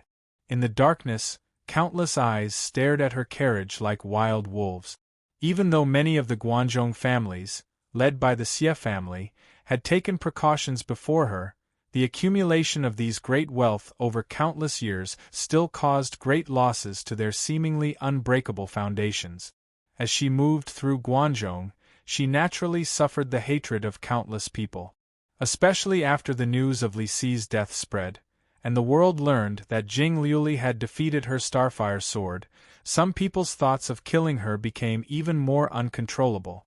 If not for the fact that the people of Guangzhou were born and raised in the Qin, that Guangzhou was the origin of the Qin, that the Yan and Qi armies had invaded the Qin, that she had the unfathomable great swordsman of the Bazin Kendo ground, Yi Xinhe, by her side. If not for so many ifs, many of the Guangzhou families would not be able to resist trying to kill her. Other than this, the Guangzhou families were even more curious about her secret workshops that she had built without hesitation to offend all of Guangzhou. No one knew what was in her enormous workshop. Other than the fact that she had very few craftsmen and the defenses were so tight that outsiders could not get close, the most important reason was that the materials that were transported into these secret workshops were all from her confidant. Also, these workshops had never sent anything out. At this time, when she came from Chongling to Guangzhou, met with Yuanwu, and then came here, the Guangzhou families looked at her carriage with hostility in the darkness. They hoped that her workshops hid great power that could change the fate of the Qin dynasty. No matter how strong Yi Xinhe was, she was just a hidden cultivator, and could not have strategic power. In the eyes of the Guangzhou families and most of the nobility of the Qin dynasty, only those who had great power, and controlled much of the power of the Qin dynasty, and countless powerful retainers that outsiders could not imagine had the effect of stabilizing the situation. For example, even though Li Si had died at the hands of Jing Liuli, his followers had still managed to amaze the world with a single brilliant feat. Previously, they had been unknown to the public, but on that night, they had displayed astonishing combat prowess. Right now, for the Qin dynasty, Prime Minister Yan, who was in charge of the situation in Chongling, was one of those people. Other than Yuanwu and Jing Xiu, there seemed to be only one old person who had such abilities and use. This was none other than Su Fu, who was in charge of the Qin dynasty's armored nether float fleet. These Guangzhou families knew that after failing to stop Bailey Sushu upstream of the Chu capital, This old man was recovering on Qiuxia Mountain, not far from where the Yuanwu Emperor was. However, since the Guanzhong aristocratic families had the ability to know the whereabouts of this old man, the enemies of the Qin dynasty would naturally know as well. While many eyes were watching Zheng Xiu's carriage enter those secret workshops, many cultivators who came from far away also already arrived on Autumn Sunset Mountain. Some of these cultivators came from the Yan territory, some from the Qi territory, some from the Chu territory, and the Han and Zhao territories. There were very young youths among them, and old people so old they could not even straighten their backs. Long before the Yan and Qi emperors had written a letter to the first sword of the world in the Bazan Kendo ground of Jiaodong Commandery, these people had left, so they were able to gather here at this time. They had come from all over the world, and their movements were extremely secretive. Before arriving on this mountain, even their footsteps were extremely light. However, on this mountain, their footsteps and breathing sounded heavier than usual. This was not because of exhaustion, but because they knew their mission.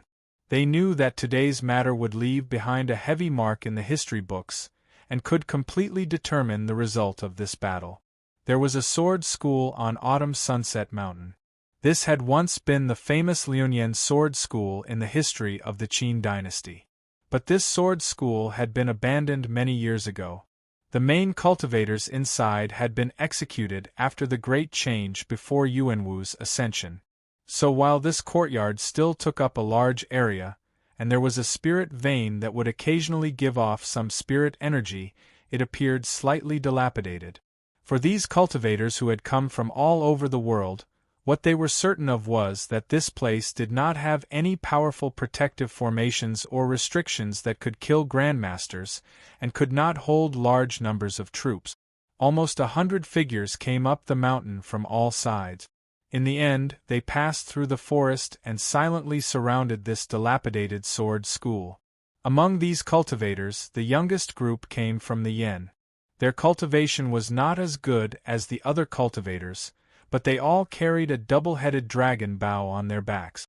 In the world of cultivators, this had a special name, Shocking Skybreak.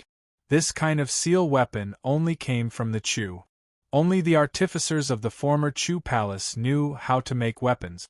Even when the Chu dynasty was at its peak, only 1,000 imperial guards were equipped with seal weapons that could summon the lightning of the world, and were as powerful as Realm 6 cultivators. This meant that many people in the Chu realm had many thoughts. At least, some people hoped that the Yan and Qi could destroy the Qin. 7 grandmasters appeared at the gates of this sword school. The 7 grandmasters were of different sizes, but they were all wearing the same style of robes. Even the sword intent on their bodies was almost the same.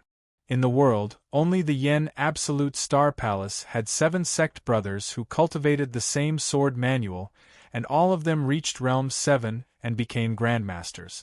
These 7 grandmasters of the Yan Absolute Star Palace had strange personalities, and never left the mountain. But everyone knew that these 7 grandmasters were in seclusion because they had worked together to cultivate a sword formation. A sect with 7 grandmasters was terrifying enough, and a sword formation formed by 7 grandmasters was much stronger than a single person. It was not just the addition of numbers. Other than them, the other cultivators who had come from afar would not be weaker than those young cultivators who relied on seal weapons. Then, with these people coming together, how could Su Fu, who had not recovered from his wounds, survive the night? Some seal papers flew into the air. These yellow seal papers flew into the air like carrier pigeons, and then silently disappeared. They left behind many glowing marks in the air that gradually connected. These talisman papers joined together to form a majestic talisman intent that sealed off the mountain. Even though the following battle would be shocking, at least they could win enough time. When these seal papers flew into the air, the youngest cultivators attacked. The vital energy in their bodies, young and full of vitality, excitedly flooded into the seal weapons they took off from their backs and gripped tightly with both hands. golden lightning shot out from the dragon's head, forming a bowstring. In the next moment, countless bolts of golden lightning were summoned from the sky, turning into real lightning arrows that fell towards this ruined sword school.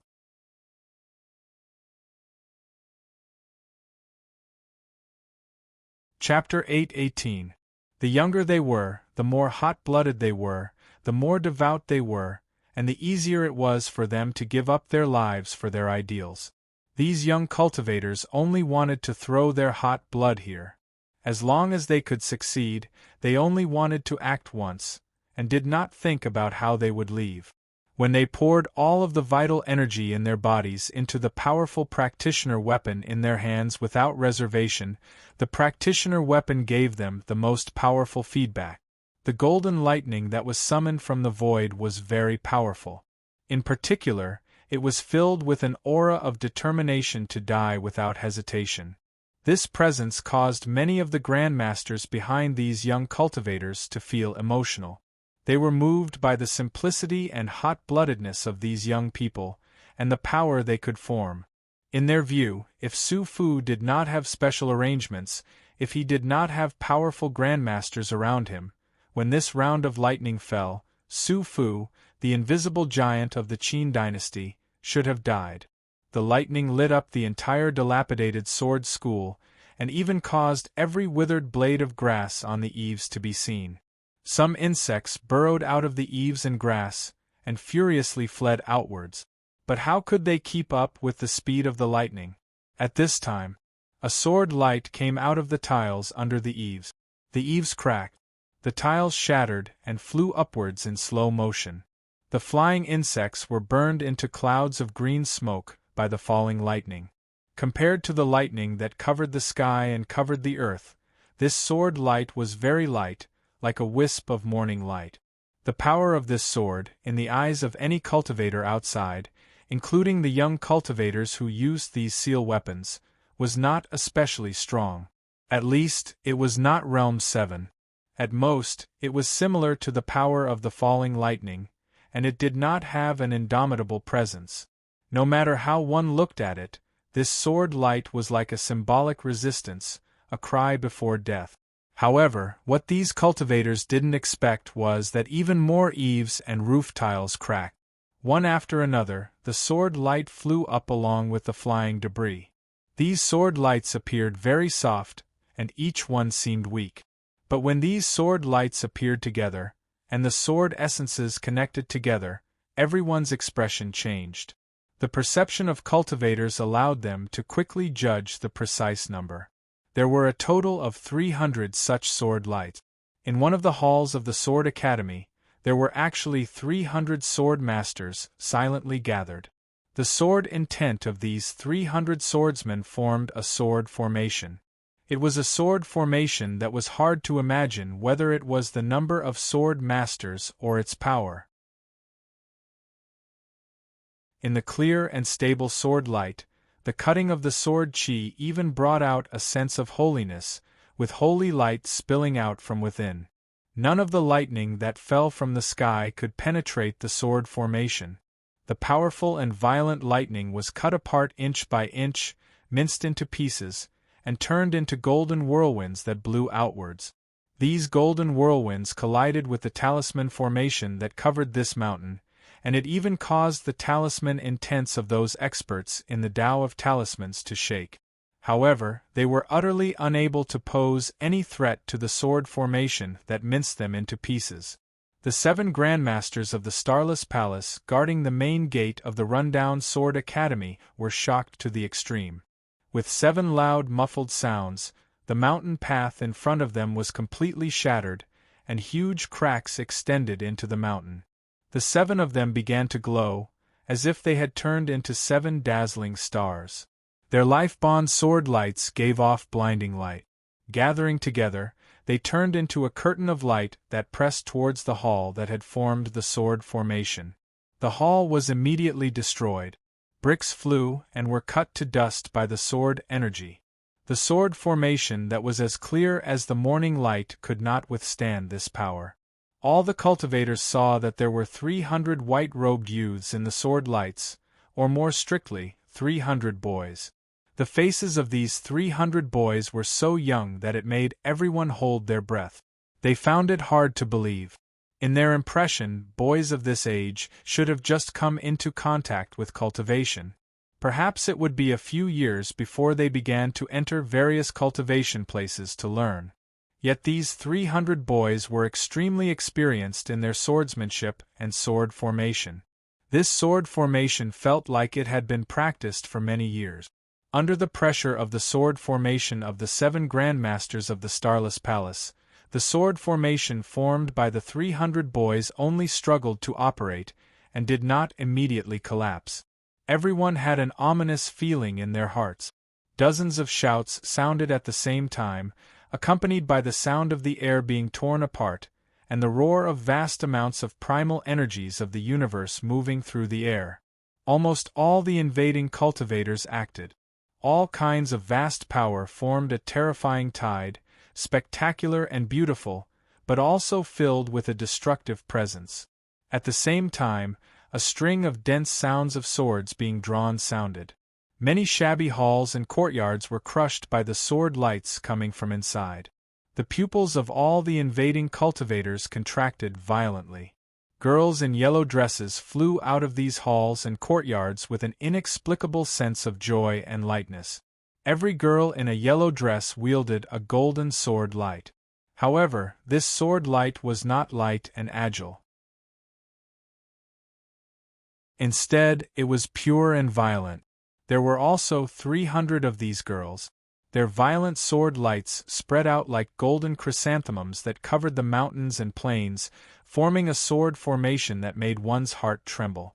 The most important thing was that when their sword formation was formed, the 2 sword formations merged together perfectly. 600 sword lights perfectly combined to form an even larger sword formation. Countless waves of power intersected and collided in the air. The starlight of the 7 grandmasters of Star End Palace in front of the collapsed mountain path dimmed first. Then their faces also dimmed. Cracks started to appear on their bodies, penetrating into their bodies. They were as deep as the cracks in the mountain. The first group of young cultivators fell to the ground. None of the invading cultivators believed that such a thing would happen. The sword formation formed by the 600 sword lights gradually drowned out the power they had activated and swept towards them. "This is a trap?" Someone screamed and retreated in a panic. But was this just a trap for the situation in front of them? The 7 grandmasters of Star End Palace, who had already started to retreat, were filled with bitterness and helplessness. Looking at the 2 sword formations, they began to understand why the Bazin Kendo ground had such an attitude. But just like when they had come here, when the 2 emperors of Yen and Qi had led their armies here, they had not thought about the possibility of failure. In the next moment, their bodies completely split apart. The arrow-like sword lights howled as they charged through where their bodies had split apart and swept outwards.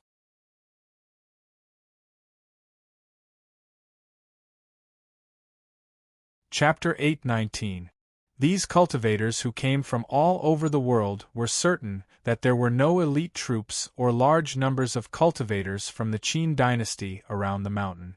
Yet no one had expected such a terrifying sword formation to exist in this dilapidated sword school.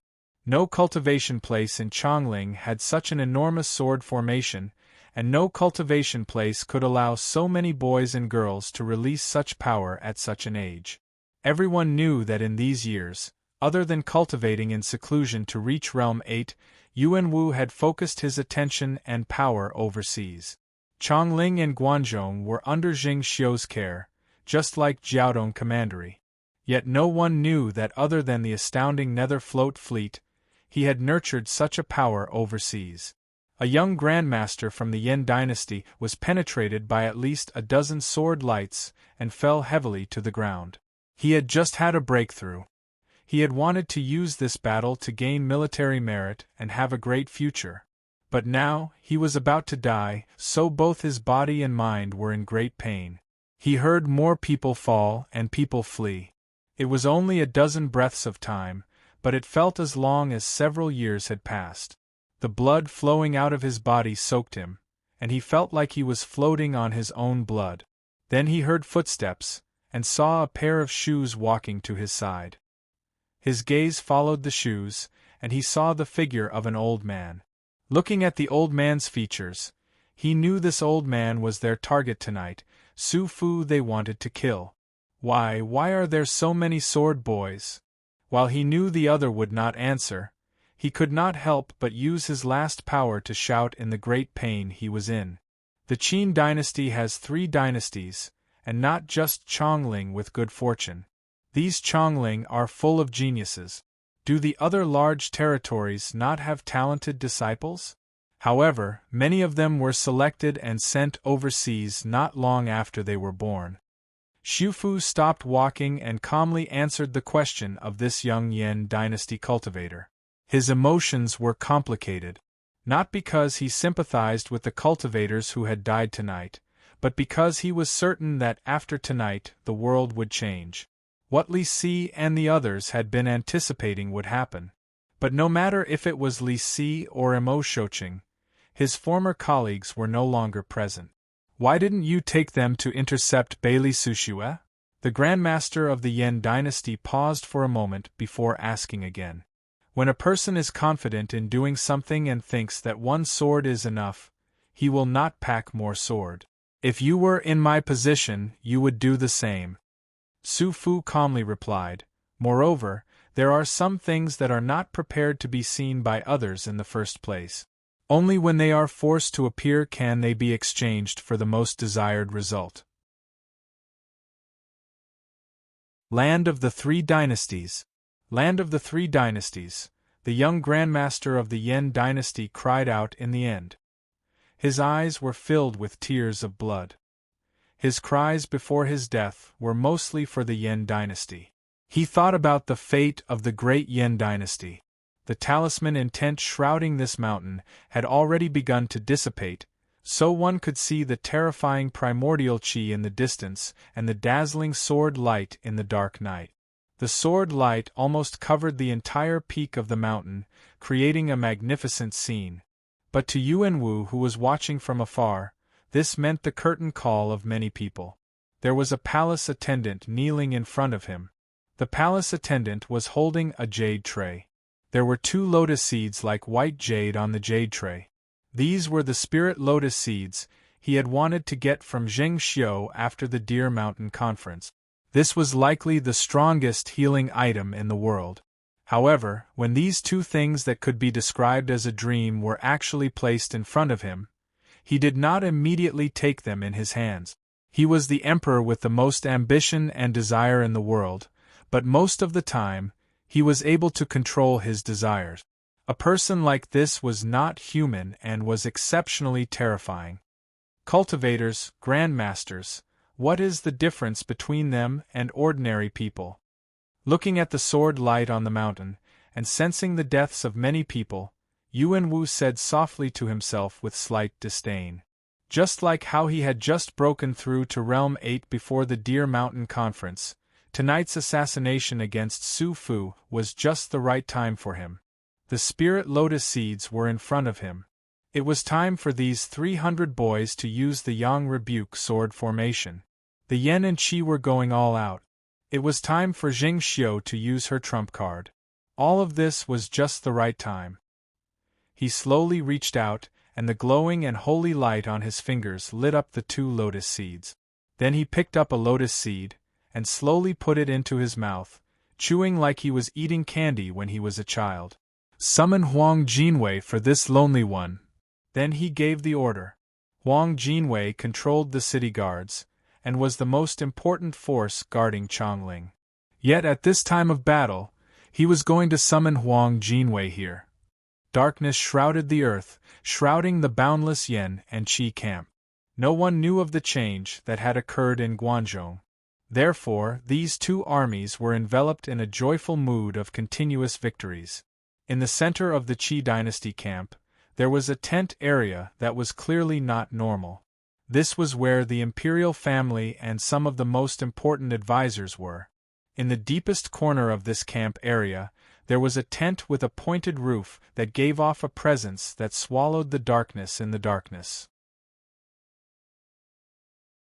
There were countless black and deep red energy flows that moved around the tent. Lightning surged into the sky from the tip of the tent, and strange starlight fell down like lightning towards the tip of the tent. Many cultivators of the Qi dynasty were gathered in this tent. There were far more than the Qi dynasty cultivators who had attacked Sufu, and the proportion of high-level cultivators was astounding.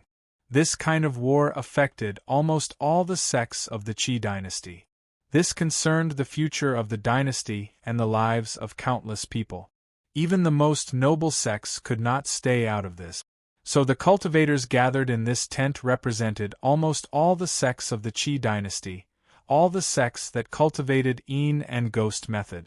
Just like how an army needed a strong commander to prevent different opinions from leading to different actions, these sects that usually did not follow the army, and many cultivators that did not belong to any army, needed someone who could make the decision. Such a person was like the leader of the entire Qi cultivation world. He had to have the ability to convince most of the cultivators of the sections. In the past, Yen Ing of the Thousand Tombs Mountain had such authority in the cultivation world of the Qi dynasty. But after Yen Ing died, who would sit in this position? Especially after a war like this started, this position was not an empty title, but a real power that could decide the fate of many sects and cultivators.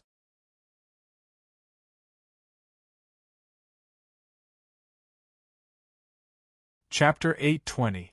For the new Emperor of Qi, it would be best if the person who could sit in such a position was an academician of the imperial family. However, the reality was not as they had hoped.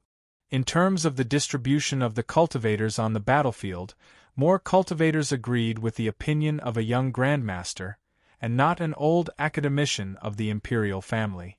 This kind of subtle approval meant that it was a matter of course. This young grandmaster was Qi Siren's junior sect brother.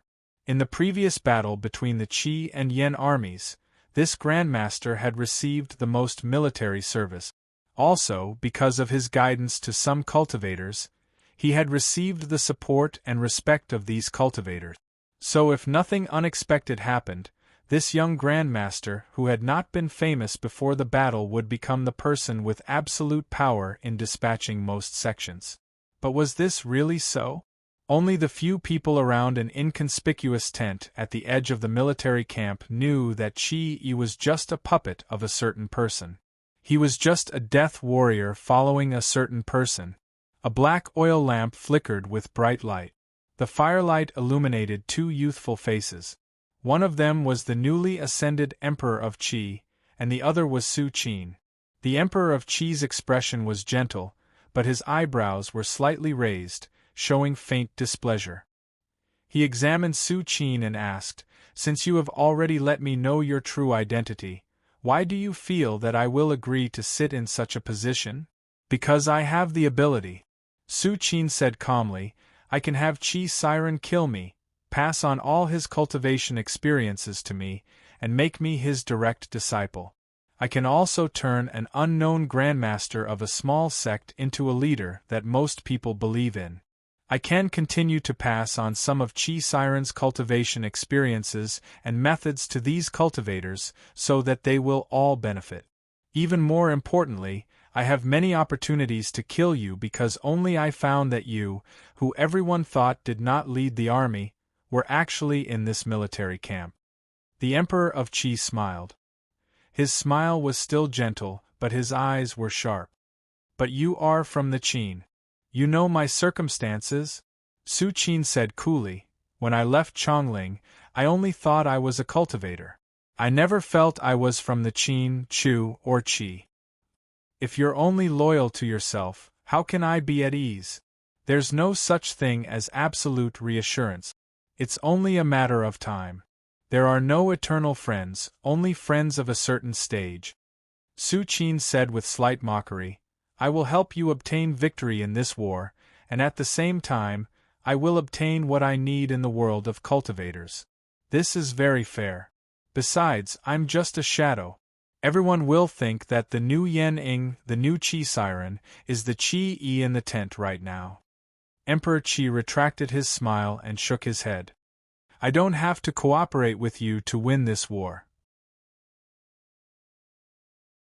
I don't like people who steal things that belong to me to negotiate with me. You must have a collaborator like me. Su Qin did not disguise his cold smile. You will quickly realize that Jing Xiu and Yuan Wu are not as easy to deal with as you and the Yen imagine. Even after winning this war, you must face the Bazin Kendo ground. At that time, they will become your enemies. You must have people who can match them in the world of cultivators. I am such a person. Su Qin put away his cold smile and said expressionlessly, I will be stronger than Qi Siren, and all the other grandmasters of the Qi dynasty. If you want sincerity, regardless of what you think now, I will first go to Chongling to kill Prime Minister Yen. Su Qin's last words caused the Emperor of Qi's mind to tremble. At this time, Su Qin looked at him and asked, even if everything goes as you think, and the Qin is destroyed, and you and the Yen destroy the Bazin Kendo ground in the end, then you will divide the world with the Yen? The Emperor of Qi frowned deeply. People's thoughts will change with the times. You do not have to answer me now. Su Qin bowed to him and then stood to leave. He walked out of the tent. Sensing the murderous intents behind him, a disdainful smile appeared at the corners of his mouth. The Emperor of Qi could not be at ease with him. But at least, before he went to Chongling and killed Prime Minister Yen, the Emperor of Qi would not destroy the power he had built up in the cultivation world of the Qi dynasty at all costs. Everything was going according to the steps he wanted. He was able to move so easily, not because of his present cultivation and power, but because no one in the world could be like him, able to move between these factions. Even more importantly, no one could move between the Bazin Kendo ground and the other factions. No one could borrow the power of the great rebels and the Bazin Kendo ground. He admired his junior sect brother Ding Ning from the bottom of his heart. In the past, Wang Jingmeng had been invincible in the world. He had used the 9-death silkworm to transform into Ding Ning to cultivate again and hide in Chongling. Now, he was able to take Jiaodong Commandery and gather the most experts in the world. But in the end, he could not represent the will of all the Qin people. There were many people who did not think like him. Right now, Jing Liuli was like many young and energetic Bazin Kendo ground cultivators who had just succeeded in forging sword. From a certain point of view, Su Qin himself was a sharp and ownerless killing blade. Many people liked to borrow a knife to kill. Su Qin was happy to be borrowed to kill. As long as his strength and speed far surpassed those people's predictions, then the world would be filled with countless opportunities for him. Who would have thought that he could become the secret leader of the Qi cultivation world in such a short time? A chariot shrouded in black mist appeared in front of him. Pulling the carriage were 4 soul beasts with flames under their feet. This was a secret treasure of a sect in the Qi dynasty. These soul beasts were created through secret methods and would not be tired even if they traveled tens of thousands of miles. They were returning to Chongling. This was returning to Chongling after a long time. Yet, Su Qin did not feel any emotion at this time.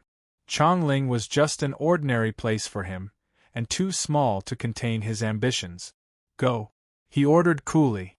The carriage pulled by the soul beasts started to move, followed by 20 carriages shrouded in black energy. The Qi Emperor had walked out of the tent. Under the protection of several academicians, he looked at his caravan from a distance. When he saw so many cultivators following Su Qin, his mind fluctuated violently again. He found that he did not have much ability to refuse this person. Regardless of whether he was willing or not, the other had grown strong.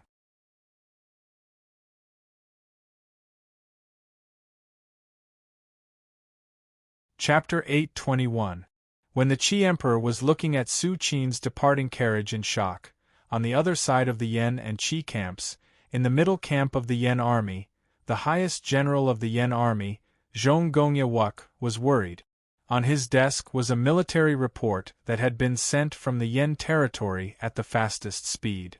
This military report showed that Ding Ning had left Jiaodong Commandery and entered the Yen territory. In reality, the news of Guanzhong's failure to assassinate Su Fu had not come yet. So for the Yen and Qi armies at this time, the greatest variable was Ding Ning and the power in Jiaodong Commandery. In the hearts of the high-ranking generals of the Yen and Qi armies, Zheng Xiu and Yuanwu were destined to lose. In order to contain Ding Ning, the Yen dynasty had made preparations. At this time, his senior sect brother in White Goat Cave, Zhang Yi, was the country-guarding marquis of the Yen. Half of the Yen army left in the Yen territory were in Zhang Yi's lands. In name, they were under Zhang Yi's orders to stabilize the Yen territory, but in reality, they were imprisoning Zhang Yi so that Ding Ning would be wary of his actions. If Ding Ning left Jiaodong Commandery and entered the Yen territory, then he should quickly go to Zhang Yi's land, Zhongshu Commandery. But up until now, there were no signs of Ding Ning appearing in Zhongshu Commandery. Then where did he go? No one had expected that Ding Ning was in Wuyang Commandery, a commandery very far from Zhongshu Commandery of the Yen dynasty. When the long night passed, in the early morning of autumn, Ding Ning and a group of people appeared in Fuyang, a small county under Wuyang Commandery. 10 miles south of Fuyang, there was a forest. There were no mountain paths in the forest, but as Ding Ning passed through, a stone door inexplicably appeared in a certain part of the forest. Ding Ning did not seem to look at the characters and seal scripts on the stone door. He just passed through the stone door and continued forward. Then he casually kicked down some stone steels in the forest. The scenery in front of him suddenly changed drastically. The dense forest suddenly disappeared, replaced by dozens of quaint Taoist temples. "Stop!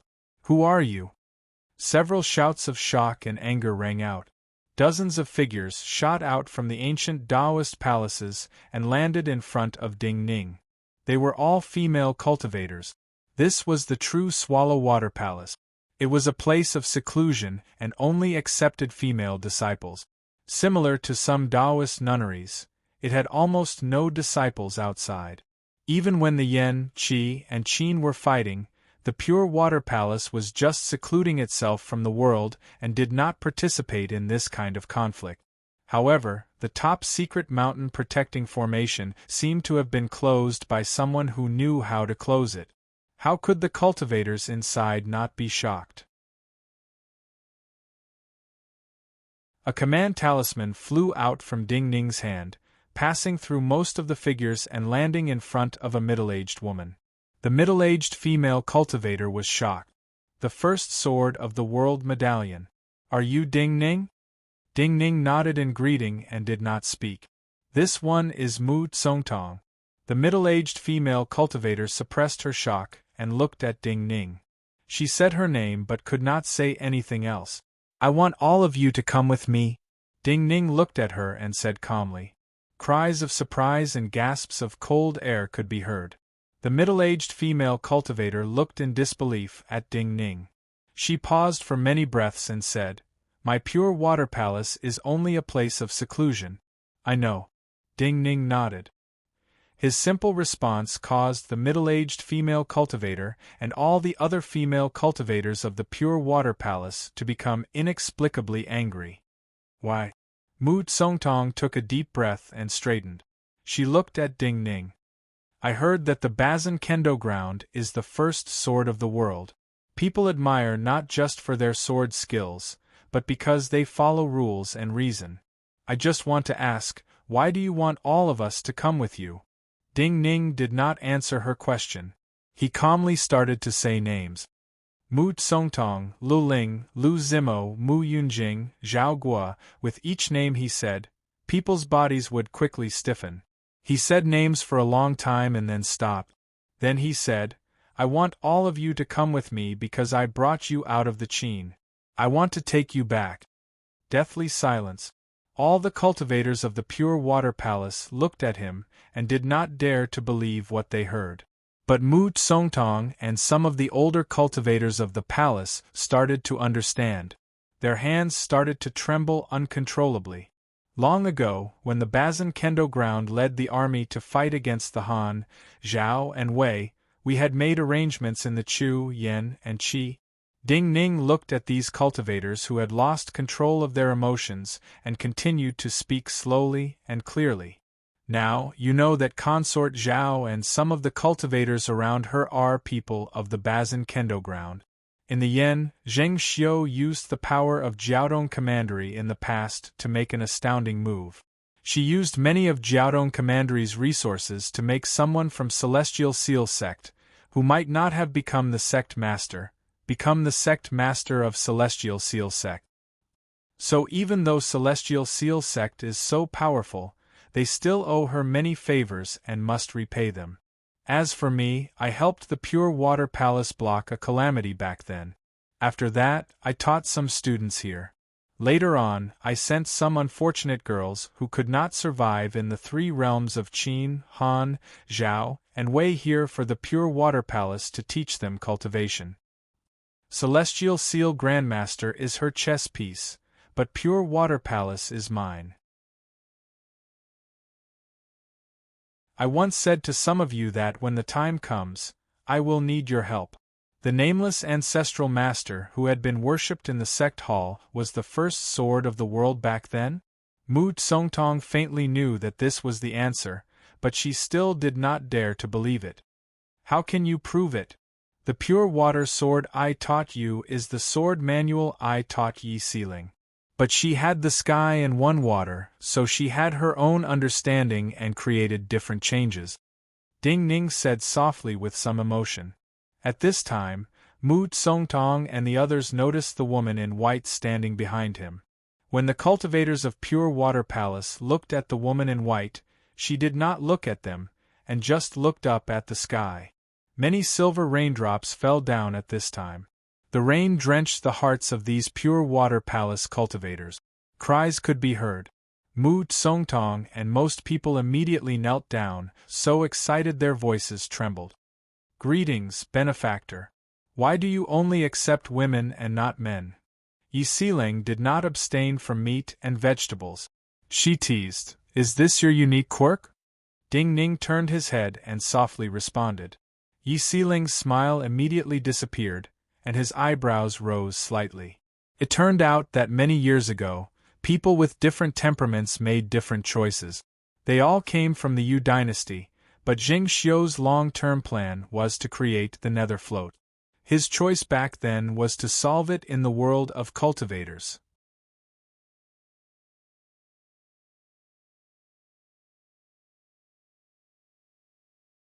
Chapter 8:22. There were dragon roars in the sky, leaving behind black marks.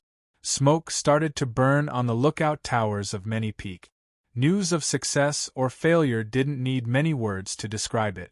It relied on some simple smoke or light transmission to reach a speed faster than the flying exotic beast. Ding Ning, who had entered the Yen, finally had a definite track. From the marks left behind by the soaring snakes of Jiaodong Commandery, it was possible to judge that he was heading towards Zhongshu Commandery. Zhang Yi was trapped in the Zhongshu Marquisate establishment. This period of time was not a torment for him. He and Su Qin were different in that Su Qin always thought that he was an important person who could decide the direction of the world. Even though he had great power, he subconsciously felt that he was a minor person. This kind of polite house arrest was a peaceful period of seclusion for him. He had the important method from the shaman master to cultivate. His peaceful attitude caused his foundation in seal path, vital energy, perception and other areas to become more stable and better. Sometimes, for cultivators, it was not necessarily a bad thing to progress slowly. Instead, it was a state that ordinary people could not achieve. When the soaring snakes of Jiaodong Commandery started to appear in the sky, even though Zhang Yi did not leave his room, he sensed the strangeness of the cultivators and soldiers around the Marquisate establishment. He naturally knew that Ding Ning was coming. He trusted Ding Ning too much, and knew that Ding Ning would successfully take him away. But the reunion after a long time made him uncontrollably excited. However, he did not expect that there was another person who was very close to him, who had arrived before him. This was a seemingly ordinary old man. But no matter in the present or in the past, he was the most important existence in the Yen dynasty other than the Yen emperor. This old man was the master of Celestial Seal sect. The one who led this old man here was also an old man. He was the official who had come on imperial orders to reward Zhang Yi Jiqing. He was a feared and powerful official in court, but in front of the master of Celestial Seal sect, he naturally maintained humility. He quickly retreated, and left the master of Celestial Seal sect and Zhang Yi alone. "You really surprise me." Looking at Zhang Yi, who had changed greatly, the master of Celestial Seal sect could not help but sigh in shock. "They want me to come because they want me to stop Ding Ning from taking you back," he said. Zhang Yi was shocked. "Sect master, this is their opinion and not mine." The old man waved his hand, indicating for him to be calm. "The military will not be satisfied, but how can my thoughts follow their wishes? If Ding Ning can bring enough power to intimidate the military, I naturally will not force myself to do so." "Sect master." Zhang Yi was suddenly moved. "The biggest reason I chose you back then was because you are not shocked by honor and true kindness. Just like Ji Qing just now. He gave you the title of Marquis in place of the Yen Emperor, but this title has become a shackle that imprisons you and plays you in the palm of his hand. Just now you see him, but you are not angry." The old man waved his hand, indicating for Zhang Yi not to say anything, and for him to continue listening. "Take things as they come. You have a calm heart, and are suited to cultivate the seal path. You are not proud or extravagant. You can always see your shortcomings, so you have been improving. You will understand some things as you grow older. But in the present situation, who has enough time? Since the day you became my direct disciple, not just me, but the elders of the sect have all silently agreed that you will be the next master of Celestial Seal sect." "What?" Although he had been reminded twice by the old man to calm down, Zhang Yi could not help but be shocked when he heard the old man's words. He suddenly raised his head. "Yu Yi's yellow heaven Taoist seal is the most important power of the sect. He naturally became close friends with you. This is a great blessing for the sect." The old man looked at the shocked Zhang Yi and said, "I will tell him to go with you." After saying this, the old man didn't say anything else. Instead, he handed over a purple jade token to Zhang Yi. Yet this was more powerful than any words. Zhang Yi's hand froze in shock, and he did not know what to do. This was the token of the sect master of Celestial Seal sect. Anyone who was loyal to Celestial Seal sect and thought they were still disciples of Celestial Seal sect would see this token as if they were seeing the sect master. This is not just a token, not just a symbol. The old man looked warmly at Zhang Yi and said, "There is also a true seal of Celestial Seal sect on it, and only the sect master's inheritance. This was the true inheritance of the position of sect master." "How can you do this?" Zhang Yi used all the strength in his body to force out an incomplete sentence. "Unless you do not want to recognize yourself as a disciple of Celestial Seal sect." The old man did not say anything to Zhang Yi. He looked deeply at his favorite student and then walked out of the seclusion room Zhang Yi was in, and out of the marquisate establishment surrounded by soldiers. When he boarded the carriage waiting outside, he sighed softly. This was a bit rushed, but he did not have much time left. Zhang Yi could not leave the marquisate establishment. He watched the back of the old man and the departing carriage from the marquisate establishment. He inexplicably wanted to cry. For some reason, he felt this old man's back was no different from his teacher Shui Wangshu back then. "What did the sect master talk to you about?" Yu Yi's figure appeared next to him. Zhang Yi did not know how to answer and showed him the sect master's token in his hand. The sect master, the moment Yi saw the token in his hand, he was stunned. In the next moment, the shock in his eyes became even stronger. On this, what is it? Half of the seal scripts on this are the Yellow Heaven Taoist seals that I cultivate. Half of them are the Yellow Heaven Taoist seals that you cultivate? Zhang Yi could not understand but felt there was a secret here. He and Yi returned to the seclusion room where they usually cultivated. But whether it was Yi, who saw that half of the runes were Yellow Heaven Taoist runes, or him, they had no clue. They only felt that the Yellow Heaven Taoist runes and the rest of the runes were mixed together in a mess. One person will be able to see something. He should arrive soon. Zhang Yi did not spend too much effort to comprehend it. Instead, he said this to Louis. When he said these words, there was a strange gust of wind that swept up the banners in the barracks outside his marquee mansion. In the sky above Zhongshu Commandery, the shadows of multiple serpents appeared. The old Yen official Ji Qing's carriage had not driven far from the marquisate establishment when he saw the shadows of the serpents in the sky. His carriage stopped.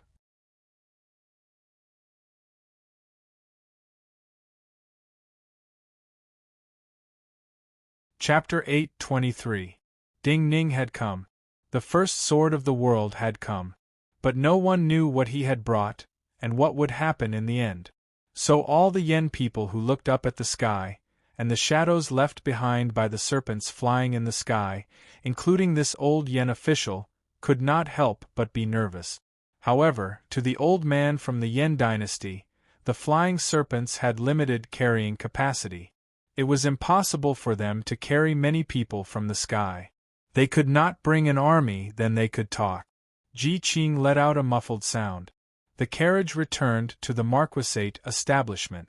The dark clouds above Zhongshu Commandery grew thicker, accompanied by thunder. All the birds and beasts in the forest sensed the presence from the sky, and trembled in fear. Looking down from the sky, one could clearly see the many military camps that surrounded the Zhongshu marquisate establishment, the densely packed soldiers and large seal weapons. But like a famous artist drawing a thick and colorful painting, there were no extra decorations. With a wave of his hand, several enormous serpents came out of the clouds in front of countless shocked gazes. With a terrifying presence, they fell like meteors into the depths of the Zhongshu marquee mansion. The wild wind carried a slightly fishy water vapor as it swept out from the center of the Zhongshu marquisate establishment and sent a cold feeling to the soldiers and cultivators outside. Since ancient times, peaceful measures were used before force. Ji Qing had a good grasp of time. When these flying serpents landed in the Zhongshu marquisate establishment, his carriage had stopped outside Zhang Yi's courtyard. His carriage stopped at one end, and the flying serpents of Jiaodong Commandery landed at the other end. Between them was the courtyard where Zhang Yi's study was. The dark clouds roiled on the other end, and quickly dyed the courtyards into a valley covered in fog. The water vapor, tinged with a dark luster, smashed onto the old minister's body like waves after waves. This old Yen official's robes were wet, but he gradually straightened his back. He bowed to the front and said, "Greetings, mister." In front of him, Zhang Yi and Yi had already walked out, but he wasn't bowing to Zhang Yi and the others. A figure had already walked out of the wave-like black water vapor. Zhang Yi's eyes instantly moistened. It was a familiar figure. No matter what kind of identity he was given now, in his heart, this was still the little junior brother he was familiar with. He choked up and couldn't say anything. Ding Ning walked out of the thick water vapor. Looking at the sobbing Zhang Yi, he bowed to Ji Qingwei and then to Zhang Yi. He said calmly, "Senior Marshal brother." Upon hearing this, Zhang Yi's vision became even more blurry. However, he was even more certain in his heart that no matter what his identity was, his little junior brother would always be his little junior brother. It had never changed. Let's go. This time, Ding Ning did not reprimand Zhang Yi for being wishy-washy. Instead, he simply said 2 words. "You can't go." Ji Qing's voice sounded. Ding Ning had already turned around and was waiting for Zhang Yi to follow. Hearing Ji Qing's voice, he didn't even respond. Everyone in the world knows that the Bazin Kendo ground is different from Yuan Wuzheng Xiu because they keep their promises, fulfill their promises, and are reasonable, Ji Qing said harshly. If you want to take Zhang Yi away, you must first be reasonable. Ding Ning did not turn around and said, "You feel I am unreasonable?" Ji Qing said gravely, "Zhang Yi has already been given the title of country guarding marquis. Since he has received it, he must obey the emperor's orders. He is such an important person, he must obtain the emperor's permission to leave Yen." Ding Ning asked calmly in response, "You mean, the Yen emperor will not allow him to leave with me, and will not allow him to leave Yen?" Ji Qing stilled. "Do not talk to me about your reasons, and do not use the Bazin Kendo ground of the past to measure me and the present Bazin Kendo ground." Ding Ning's calm voice sounded again. "The Bazin Kendo ground will change. Right now, the Bazin Kendo ground is still reasonable, but it is what we think is reasonable. You do not need to tell me that the Yen Emperor has given him an important task and will not allow him to leave Yen. While he is my senior sect brother, there is sect Uncle Li Daoji above me. My sect Uncle Li Daoji has not allowed him to accept the title of Marquis of the Yen dynasty. As a disciple of White Goat Cave, how can he accept the Yen dynasty's reward?" Hearing this, before Ji Qing could answer, Zhang Yi stilled and bowed his head in shame. He said, "Junior sect brother is right." Ji Qing didn't expect that Ding Ning would use such an excuse. For a moment, he couldn't find a reason to refute. "There are many soldiers gathered here, and more than the Yen Imperial Palace. I think your emperor will not stay in the Imperial Palace, and will be in the military camp here." Ding Ning said calmly, "This is because you do not trust me and the Bazin Kendo ground. If he wants to hear what I have to say, you should not be the one to talk to me, but him." Ji Qing was silent for a moment and then said, "Sir, we do not trust you and the Bazin Kendo ground because you are from the Qin. So even if you promise something, we will not be reassured. So, if Zhang Yi stays here, we will treat him as an honored guest. This is a good choice for both of us. This is a good choice for you, but not for me. I will never be threatened. Even more importantly, you think this is a good choice because you feel that even if I come, you have the power to stop me from taking him away." Ding Ning shook his head and said. Ji Qing did not deny it and said slowly, "This is the truth. You think too simply." Ding Ning smiled mockingly. Ji Qing raised an eyebrow. A strong feeling of shock made his blood flow unsmooth, and made him feel dizzy. This feeling came from Ding Ning's confidence, and because he knew that someone of Ding Ning's status would not speak lies. "If there is, let us see it." He breathed deeply and then said to Ding Ning. Ding Ning did not respond to his words. The mist in front of him, which had been generated by the surging auras of the soaring snakes, suddenly disappeared as if it were being burned by the sun. But there was no warm temperature. Instead, there was an indescribable coldness coming from it. Even the soaring snakes that occasionally roared felt fear. Just like the beasts in Zhongshu County who had feared their arrival, they started to tremble. Ji Qing's pupils started to contract. Many of the spectators on the high platforms outside, and even floating in the air with their own power, started to contract. As the mist disappeared, more than 100 figures walked out from behind Ding Ning in an orderly manner. Just from the way they walked, people could judge that they were true soldiers. The general at the front was Xiang Yan.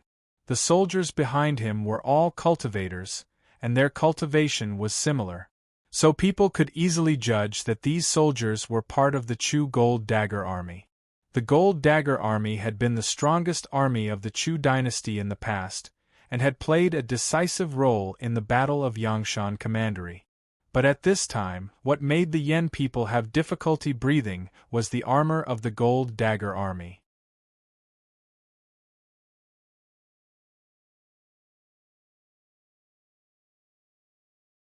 Chapter 8:24. The appearance of these armors were extremely simple and unadorned. They looked extremely large, making the soldiers who wore these armors appear exceptionally tall and sturdy. This was completely different from the Chu battle armor that advocated nimbleness. The armor was made from a kind of refined gold, but the surface was naturally uneven like dragon scales. Its color was dark to the extreme, and an exceptionally cold aura was constantly being emitted from the armor. No matter if it was the surface of the armor or the inside of the armor, there was a layer of light flowing between the flesh and the bodies of these soldiers. So even though they wore such large armor, they did not give people a feeling of emptiness. These Gold Dagger Army soldiers followed Xiang Yan and walked behind Ding Ning. They were very close to Ji Qing at this time, but because of the deep black light and the light of the water, people felt they were very far away, like they were standing in an abyss and looking out. Ji Qing's hands clenched, his fingernails digging into the flesh of his palms. A few more wrinkles appeared on his forehead. "Nether battle armor?" he asked Ding Ning in an uncertain and slightly empty tone. Ding Ning still did not turn around and said calmly, "If it is not the nether battle armor, what will I show you?" Ji Qing was very old. Old meant that even if there were no accidents, he was infinitely close to death. So people like him did not have much fear of death. Another layer of meaning was that he had been through many storms and waves for a long time, and had seen enough scenes. But at this time, Ding Ning's voice reached his ears, and caused his mind to blank for a moment. When Ding Ning had turned around, there were many soldiers moving outside the Zhongshu Marquisate establishment. There was a lot of noise, but at this time it was deathly silent. Many people knew the answer in their minds. Other than the nether battle armor of the Nether King's nether army, what other armor could give people such a frightening coldness, as though it did not belong to this world? In the records of the cultivation world, there are many records of the nether battle armor. Ding Ning's voice sounded again. Accompanying his voice was the clear sound of a sword breaking through the air. He flicked out a sword energy with his finger. The sword chi was bounced straight up into the sky by him, and then fell straight down, landing on the body of Xiang Yan, who was the leader. When the sword energy landed on the surface of the armor, there was a layer of black light coming off the armor, like 5 or 6 black clouds bursting out and rolling, but there was no sound of impact. Xiang Yan's body did not tremble at all. This sword chi bounced off the surface of the armor and landed on the ground. With a chi sound, it pierced a deep hole. At this time, there were many powerful cultivators inside and outside the Zhongshu Marquisate establishment. These cultivators could see the power of the sword energy that Ding Ning had casually flicked out. Therefore, they understood even more clearly what Ding Ning was trying to prove to them with this strike. How is this possible? Ji Qing recovered from his blank mind. He looked in disbelief at Ding Ning. Everyone in the world knows that you have many of the Yu Emperor's secrets, like you have received his true teachings. But if you knew how to make the nether armor, why did you not use it when the Bazin Kendo ground fought the Han, Zhao, and Wei dynasties? Ding Ning understood his confusion. If the Bazin Kendo ground had such armor back then, many fewer people would have died in some battles. But the answer was very simple. Back then, the true Jiaodong commandery was not in my hands, and I did not have enough forging materials. Ding Ning took a deep breath and said slowly, "Also, to make this nether armor, I need a group of people who cultivate a unique true water method. While there were arrangements back then, those people had not grown up, and did not have that kind of cultivation." This explanation was clear enough that even Ji Qing, who was already slow to react, could understand it clearly. He looked at Ding Ning's back, unable to speak. "Back then, I did not guard against Jing Xiu. Regardless of whether she did it intentionally or not, she received much of the Yu Emperor's inheritance from me. Even now, she does not know all of the Yu Emperor's cultivation methods and artifacts, but she has at least half of what I know, Ding Ning said without turning around. His voice spread out clearly because he didn't want Ji Qing to hear it alone. With hundreds of nether armor, it is enough to protect me and some cultivators to enter the Yan and Chu imperial palaces. No matter how many armies there are, it is useless. So you do not have the right to keep my senior sect brother from talking to me. Yet, even though I have such power, I do not dare to charge into the Chongling imperial palace to face Jing Xiu and Yuanwu. Think about the reason. Because I feel that the power I have now is not enough to deal with them. Even I think that they have great power that they have not shown. Even I do not dare to charge into Chongling. Why do you feel that the Yan and Qi armies are enough to destroy the Qin? Before I expressed my opposition, you could not wait to send troops. You also wanted to use my senior sect brother as a hostage so that I would not act rashly. You were worried that I was Qin. But you never thought that, if I opposed, it was not because I was worried you could win, but because you could not win. Ding Ning's voice echoed in the marquisate establishment. There was no response from the Yen people. He did not want to argue with any Yen, and just wanted to state his opinion. As to whether he believed it or not, that was not something he cared about. He just wanted to take Zhang Yi away. So after saying this, he did not linger, and started to walk towards the soaring snakes. Zhang Yi and Yu Yi followed. Xiang Yan's gold dagger army returned to the black mist created by the soaring snake. Just as the soaring serpent was about to soar into the air, a young girl's figure rushed into the courtyard. Zhang Yi, I will go with you. This young woman was Murong Xiaoi. Zhang Yi looked at the figure of the young girl rushing over, and opened his mouth hesitantly.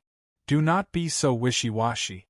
At this time, Ding Ning scolded him just like he did in Chongling. Zhang Yi bowed his head in shame, and nodded at Murong Xiaoi without speaking. The soaring snakes rose into the air, and the black clouds rose from the ground.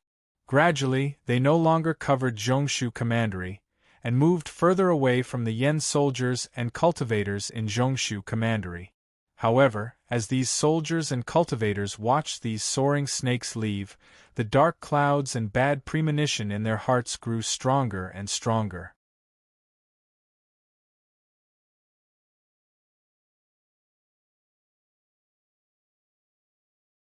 Chapter 825. Occasionally, sword lights would flash across the fields like meteors. Arrows and flowing fire fell from the sky. Broken armor and corpses, shattered giant seal weapons, and giant beasts that had died in a frenzy hammered the ground. The once fertile farmland had been covered by the flames of war, and turned into swamps with all kinds of things. After a short rest, the Yen and Qi alliance started their fiercest attack on Guanzhong from Zhongshan Commandery. Each day, cities were turned into meat grinders, and tens of thousands of soldiers died in battle. The Yen and Qi alliance advanced at an astounding speed. In just a few days, more than a dozen cities in Guanzhong were lost. Such a ferocious attack naturally had to pay many times the enemy's casualties. In the view of ordinary people and officials who did not understand war, the Yen and Qi alliance had many times the Qin army and cultivators. Even if they used this tactic, it was enough to exhaust the main forces of the Qin dynasty. Another reason was that winter was approaching. Due to the weather, the Yen and Qi alliance had to obtain a temporary victory before the winter arrived. If they could take Guanzhong, they could reach Chongling. After losing their granaries, military equipment, and important cities, the Qin dynasty only existed in name. Yet all of the high-ranking generals of the Yen and Qi alliance knew the true reason. This fierce attack that did not care for losses came from the failed assassination of Su Fu. Su Fu's enormous sword formation of 600 boys and girls was a great disaster for the army, not just for the cultivators. This kind of power, in some stalemates, was enough to decide the victory of a crucial battle. So before that, the Yen and Qi alliance had to do their best to destroy the main forces of the Qin dynasty. Other than this reason, there was another reason that only a few of the highest-ranking generals knew. The secret workshops that Zheng Xiu had built in Guanzhong were empty. These secret workshops had only been built for half a year, but even more importantly, no one knew what she had done in these secret workshops. On the night of the failed assassination attempt on Su Fu, Zheng Xiu had gone to those secret workshops. Then these secret workshops that had never shipped anything out started to ship out in large numbers like they were moving warehouses. No one knew what these goods were, because according to reliable military intelligence, these goods were transported onto Su Fu's Netherfloat fleet. Then, the Netherfloat fleet disappeared. Now was not the time when the Qi dynasty and the Qin worked together to defeat the Chu. There were no more Qi cultivators on the Netherfloat fleet, so no one knew where the Netherfloat fleet would go. No one was sure, which meant that it could suddenly appear anywhere. To these high-ranking generals of the Yen and Qi army who knew the situation, they had to obtain a decisive victory as soon as possible to ensure the victory of this war. When the fighting in Guanzhong was at its fiercest, a young person who had been separated from Chongling for a long time returned to Chongling. Su Qin walked through Chongling. He first went to Falling Parasol and then to Ink Garden. The shabby alley in Falling Parasol seemed to still be the same. Ink Garden was slightly abandoned. But even so, he encountered some young cultivators who had come to pay their respects. For the young cultivators who had just arrived in Chongling, these places seemed to have become places they had to visit. He found it somewhat ironic. It was not only the attitude of these young cultivators of the Qin dynasty towards Ding Ning, but also the attitude of this city and himself. The walls of Chongling were finished. Yet without Mo Shouqing, without Yi Siling, and even Huang Jinwei who had been moved to Guanzhong, this seemingly well-guarded city was like the pivot of an enormous formation that had been taken away. He walked among them. Even if he did not disguise himself and used his true appearance, no one cared. In the end, he walked to Li Lingjuan's establishment. At this time, it was in ruins with weeds growing everywhere. Thinking of what had happened here, Su Qin smiled with slight disdain. At the same time, he felt some regret. He had left Chongling too early, and Li Lingjun had died too quickly. He had been too weak when he left back then. As a result, his return this time was dull. He did not even have an enemy he wanted to kill. No one knew him as he walked on the street. There was no glory of returning home in glory. He walked through the ruins alone. He grabbed a handful of wild millet and chewed. Then he boarded a carriage parked at the back of the ruins. This seemingly ordinary carriage headed towards the imperial city but easily passed through the gates and drove into the imperial palace. Deep in the imperial palace, in a hall where even the autumn light was blocked by a mountain of cases, the old man bent over the table slowly stood up. He looked at Su Qin, who gently pushed open the door, walked in, and then gently closed the door. His eyebrows rose slightly. With a thread of curiosity, he asked seriously, "Who are you?" Su Qin did not directly answer Minister Yan's question. He examined everything in the hall and said coolly, "Actually, I was thinking on the way here. If Ding Ning had not entered White Goat Cave, what would have happened to me and Zhang Yi?" Minister Yan suddenly understood. "So you are Su Qin." Su Qin looked at him and smiled. He nodded in greeting and said, "The Qin dynasty's 2 ministers are the wisest.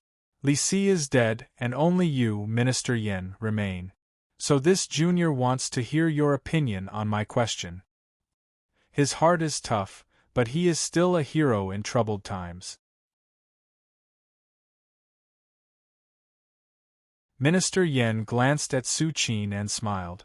"What else does Minister Yan have to say?" Su Qin nodded in thanks and asked. Minister Yan's expression did not change. He said, "Killing me is useless. Yan Qi will lose. You will see it soon." Su Qin frowned. After a long moment of thought, he said. In reality, what I want to ask you is, Yuan Wu and Jing Xiu against the Bazin Kendo ground, who do you think has a greater chance of winning? After a pause, he looked at Minister Yen and said seriously, because this concerns what I should do after you die. Minister Yen laughed. So you are not just a hero in troubled times. In my view, it is 50-50. But no matter who wins, it is better than you winning in the end. Minister Yen paused and looked deeply at Su Qin. He said, because even Jing Xiu only enjoys the process of taking over the world. But you do not care about the process or the world. You only care about yourself. Su Qin smiled. He bowed slightly and said, please. This seemed to be an invitation for a fair duel, but before he bowed slightly, a silent black cloud had already landed from the beam behind Prime Minister Yen, towards the back of his neck. Demons and monsters, you are not good enough. Minister Yen suddenly opened his eyes angrily and shouted his final evaluation of Su Qin. A golden light came out of his back and shattered the black cloud with a boom.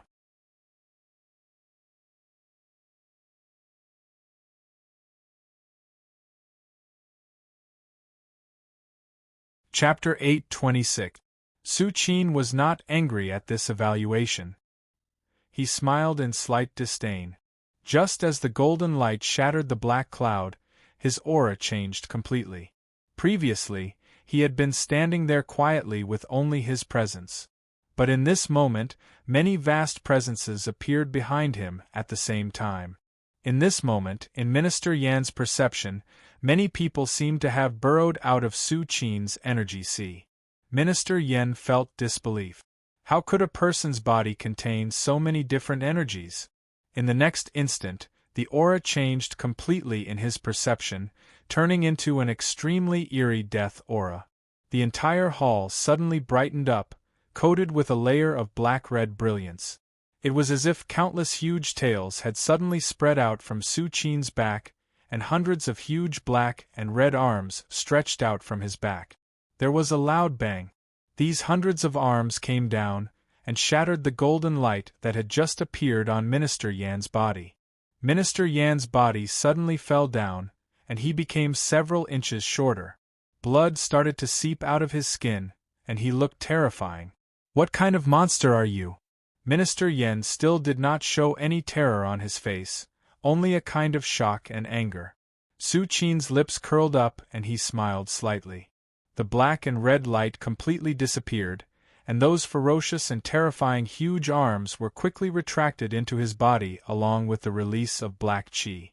Monster? Demons and monsters can't even be seen? He looked sympathetically at this old man who was about to die, and said softly, Yuan Wu and Jing Xiu, are they not thieves and prostitutes? Pity you overestimate yourself. Without Jing Xiu's support you are just so. I spoke to you before in hopes that you would change your mind, and that there was a possibility of cooperation between us. Pity you chose to seek your own death in the end. Cooperate with a monster like you? Prime Minister Yen laughed, thick blood seeping out of the wrinkles on his face. If you purely rely on shortcuts for cultivation, and you can't even tell what's yours, then what will be yours in the end? Su Qin frowned. At this moment, he was truly displeased. In his opinion, the loser should not have such courage and drive in front of the winner. Actually, you should understand one thing. But before he spoke, Prime Minister Yen was already looking at him, using the gaze of looking at a child, and continued, many times, people live in the world, not to have many things in their hands. Sometimes they have to care about how others see you, and what words the history books use to describe you. What's the point of being looked down upon even after obtaining so much? Su Qin felt annoyed. He slowly raised his head and said expressionlessly, I'm still being looked down upon because I haven't gotten enough. As for history books, they can be burned and rewritten. After he finished speaking, he took a deep breath. A strange force exploded in Prime Minister Yan's body. Prime Minister Yen fell, and his body began to disintegrate. A black energy flowed out of Prime Minister Yan's body, and flowed into Su Qin's mouth and nose as Su Qin breathed. Su Qin felt that his strength had increased by another point. This feeling was very good. So he did not care about Prime Minister Yan's words before his death. More black energy surged out of the imperial palace. Accompanied by the sound of the air being torn, more battles were occurring. But no one went near the halls where Prime Minister Yan was. Su Qin slowly walked out of these halls, feeling even more mocked. The slightly cold autumn wind blew on the plains of Guangzhou. The flying grass was filled with the sounds of killing, and the thick scent of blood. Suddenly, there was an enormous boom in the distance. The ground shook violently, and the battlefield suddenly fell silent. Many of the Qin and Yan armies fighting looked in the direction of Zhao in shock. The tremors came from Zhao, very far from the battlefield of Guangzhou. What kind of unforeseen event and power could cause such an earthquake from thousands of miles away? Yishui Commandery of Qin. The former commandery of the Zhao dynasty, or what many Qin people were used to calling the Zhao border commandery. An enormous smoke dragon was rising. Inside the smoke dragon was the sound of water and thunder, like countless serpents were rampaging. The place where the smoke dragon rose had previously been a dam. Behind the dam was Water Marsh, one of the largest lakes of Zhao. When the Zhao dynasty was at its peak, this Baifu Dam, funded by a local rich man surnamed Bai, had been completed. When the dam was built, the rocks of the two surrounding mountains had been hollowed out. The purpose of this dam, other than regulating the flow of some rivers and making it convenient for ships and trade, was to prevent Water Marsh from bursting and preventing floods. But now this enormous dam had been destroyed and collapsed. Giant rocks weighing thousands of pounds were pushed by the wild flow of water into the nearest large river. This large river was Water, leading to Yen. Facing the smoke dragon, on a slope where the water could not reach, there were two armies. One army had tens of thousands of heavy cavalry, thousands of archers, and the rest were infantry with long spears and short blades at their waists. No matter if it was the heavy cavalry, archers, or infantry, they all had the symbol of a blood swallow on their armor. This was the Blood Swallow Army.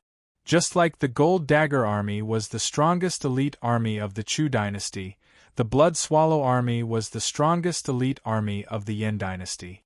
Other than the Blood Swallow Army, there was an even larger army waiting silently. They were all foreigners from the Dai country outside Yen. This was a kingdom formed by a few of the largest cavalry and archer tribes in the wilderness.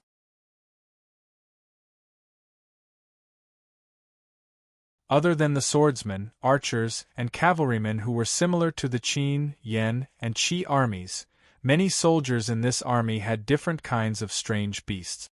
Compared to the Qin, Yen, and Qi armies, this Dai country army was disorganized. But most of the soldiers were more muscular, filled with a savage and bloodthirsty presence. This army was like a group of wild beasts, viciously staring at the river being battered by giant rocks and wild flows of water. The Blood Swallow Army and the allied army of the Dai country were the trump cards that the Yen Emperor had kept. Now, these two forces did not hit the forts of Guangzhou Commandery, but here because the cultivators of the Yen dynasty had finally confirmed the whereabouts of the Nether Float Fleet. This Nether Float Fleet was traveling through the Zhao border towards the Yen. At this time, they were at the bottom of this large river. The surface of the water that had been battered by giant rocks suddenly surged upwards, creating even larger waves. Countless roars rang out from the two waiting armies. The Nether Float Fleet was about to appear in front of them.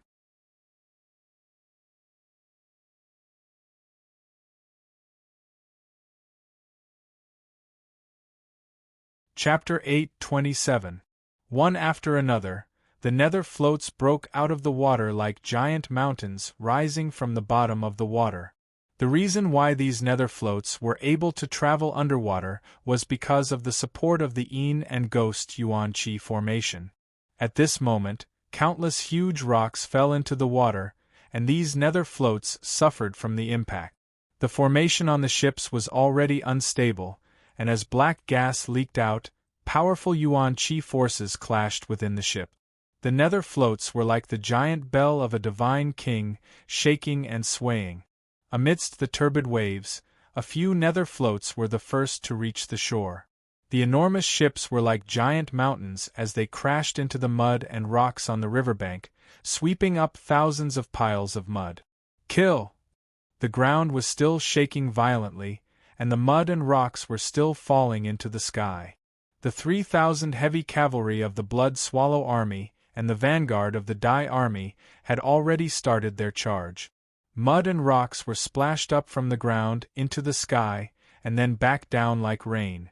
The heavy military weapon that these heavy cavalry of the Blood Swallow army were equipped with was the Blood Dragon Tooth. It was a curved heavy spear that was made with the unique blood-patterned steel of the Yen territory. The body of the spear was very wide and thick, like a crescent moon. The body of the spear was engraved with green cloud and golden lightning talisman scripts. When it was swung, wind and thunder would come out of the spear. The green wind and lightning would shoot out of the body of the spear and have a certain killing effect. Most of the vanguard of the Dai army were heavy war chariots that were pulled by some giant beast. These war chariots were all different, and looked like they were made by different workshops of different tribes.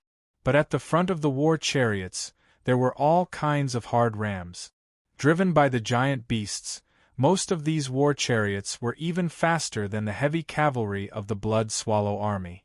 The war chariots were pulled into the air by iron chains, and the warriors on them were like demon gods made of iron, roaring crazily and waving all kinds of strange weapons. There was a loud boom. The waves on the riverbank surged, and the energy in the nether floats sprayed out, causing a circle of mud and rocks to roll out along the first few nether floats to reach the shore. The heavy cavalry of the Blood Swallow army and the vanguard of the Dai army had completely pulled into their formation. Behind them, there were still 7,000 heavy cavalry of the Blood Swallow army and the main army of the Dai army slowly moving forward. Even though these nether floats were huge, they were like an island surrounded by the tide, and felt isolated and helpless. However, the moment the cabin doors of these nether floats opened, all the soldiers of Yen and Dai kingdom froze, and a chill rose from their hearts uncontrollably. Inside the open cabin door, rows of Qin soldiers stood in neat rows. It was dead silent. Even though the turbid waves were surging to the heavens, the mud was filling the sky, and the enemy was charging at them like a landslide, these rows of Qin soldiers just stood quietly behind the cabin doors, not moving at all. It was a chilling feeling, but the Blood Swallow army was the most elite army of the Yen kingdom. How could their state of mind be shaken by such a scene? Furthermore, at first glance, there were only a limited number of Qin soldiers in these nether floats. Based on this calculation, including the few nether floats at the back that had not yet reached the shore, there were no more than 10,000 Qin soldiers in them. The Blood Swallow army had more than 10,000 cavalry, thousands of archers, and thousands of infantry and cultivators. Even when facing the elite Qin army, the same number was enough to defeat them, much less when the enemy was several times their number. Therefore, in the next instant, these heavy cavalry of the Blood Swallow army let out a fierce roar, completely dispelling the chill in their hearts. The 3,000 heavy cavalry brandished their spears in unison. Even though they were charging madly, their movements were uniform to the extreme. There was an enormous whoosh in the air. The astral winds and lightning on these blood dragon teeth merged together like a giant banner, completely scattering the turbid waves and mud coming at them as they swept towards the nether floats. Kill! At the same time, military orders sounded from the deathly silent nether floats. All of these orderly and motionless Qin soldiers started to step and charge out of the ships. In a flash, dozens of heavy objects were thrown out of the chariots of the Dai vanguard army and smashed down. The Qin soldiers at the front were like scarecrows blown into the air by the wind, smashed into the muddy shore. The Blood Swallow army cavalry behind them, while the mud waves created by these heavy objects were still jumping up, had already reached the Qin army at the front, followed by a series of crashing noises and metal grinding noises that made one's teeth ache. The frontmost formation of the Qin army, which was messed up by these heavy objects, was completely broken up. At least 100 Qin soldiers were sent flying in all directions like scarecrows. However, it was also at this moment that a wave of uncontrollable gasps and cries of surprise rang out like a tide. These Qin soldiers wore ordinary Xian armor, and were no different from ordinary Qin soldiers. But under the Xian armor, they were not made of flesh and blood. Under the collision of the heavy objects and the slashing of weapons, these Qin soldiers would have wounds on their bodies. But no blood flowed out from the wounds. Instead, there was only a cold light that carried the unique presence of formations that flowed out like water. The counterattack started amidst absolute shock. Except for a small number of Qin soldiers who were directly pressed into the mud by the heavy objects, no matter if it was those who were smashed away by the heavy objects, those who were knocked away by the heavy cavalry, those who were stabbed by the blood dragon teeth, or those who were directly chopped off from their horses, these Qin soldiers all started to fight back. Some of the wounds that were fatal to ordinary soldiers did not seem to hinder their movements. Amidst the sounds of cold air being sucked in and cries of alarm, the gloomy longswords in their hands cut into these heavy cavalry's weak points with exceptional precision. Abnormally hot blood sprayed out like a waterfall at the same time. The heavy cavalry at the very front were like sliced chives, falling down in an orderly manner. The heavy cavalry at the back howled in shock and fury and charged forward. Yet as more Qin soldiers charged up from behind, these heavy cavalry met the same fate. 3,000 cavalrymen of Blood Swallow Army and the vanguard army of Dai Gua looked as if they were sliced by a black guillotine. Their blood sprayed and sprayed behind these Qin soldiers, yet they could not stop these Qin soldiers from charging forward. Fire! A shrill military order rang out. In both the Yen and Dai armies, all the archers and long-range seal weapons were activated. Arrows and fire fell like rain, covering the shore ahead. Yet what caused their hearts to contract was that not many Qin soldiers had fallen. These Qin soldiers had at least 3 or 4 arrows stuck in their bodies, and at most dozens. Yet these Qin soldiers still coldly advanced. What kind of battle puppets are these? There are so many. What kind of monsters are they? Terrified shouts sounded among the Dai armies. At this time, the shore roared again. All the nether floats in the rear had reached the shore. In the cabins where the doors were open and no Qin infantry appeared, the sound of hooves sounded like rain. These hooves were like a curse of death that struck the hearts of every Yen and Dai soldier. In their frozen gazes, there were war horses and chariots charging out of the cabins, accompanied by the howling wind. The Qin soldiers on these war horses and chariots were not alive, their eyes flashing with light.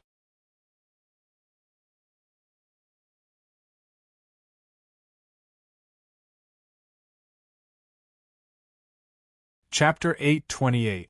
Pew! A general of the Blood Swallow Army chopped off half of the head of a Qin soldier.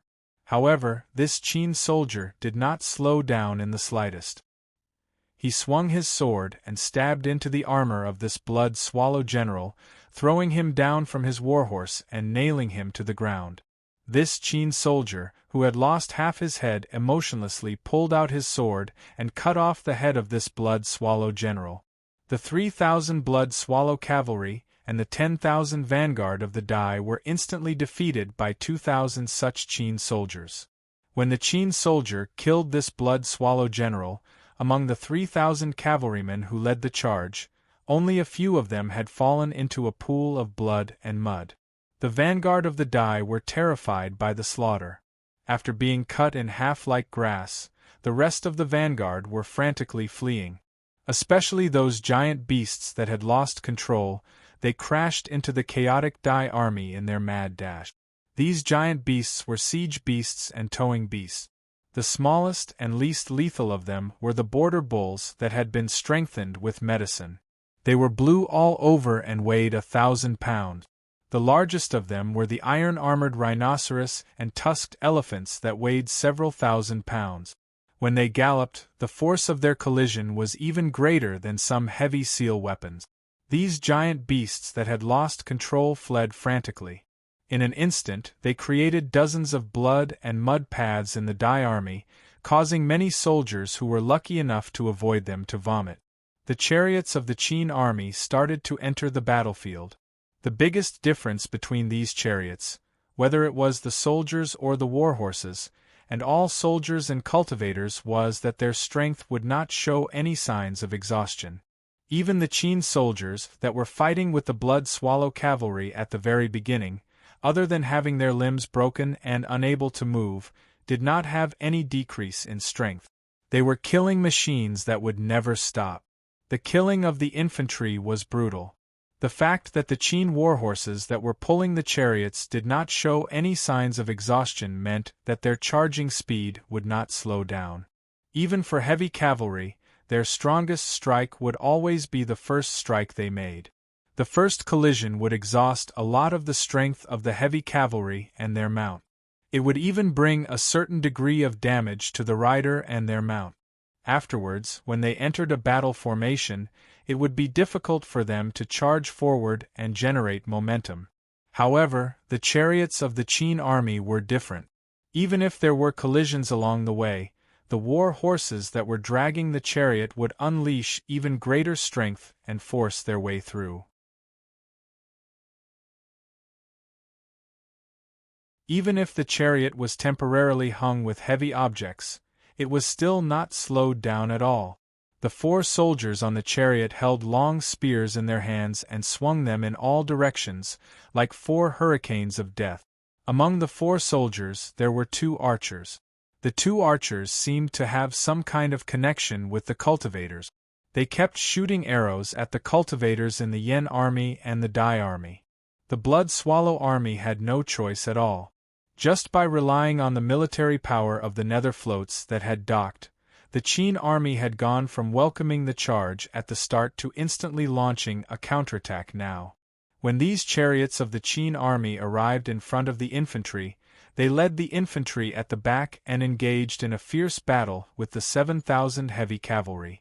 The archers of the blood-swallow army and the Dai army had completely lost their effect. This was especially so as the Dai country's army was formed from the various tribes. They were ferocious at the borders but lacked coordination. Now that they were panicking and lost their footing, the arrows from the Dai country's army caused a lot of damage to the Yen army. Amidst the chaos, the generals of the Yen army could not restrain them. The heavy cavalry relied on their own weight, and under the charge of the chariots of Qin army, they were unable to hold their ground. Their heavy armored mounts were pushed back, which made the blood-swallow army, who had strict military discipline, even worse. Yet this was just the beginning of the Qin army's counterattack.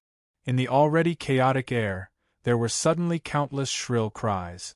Flying swords flew out of the nether floats at terrifying speed, and instantly created hundreds of whirlpools in the air.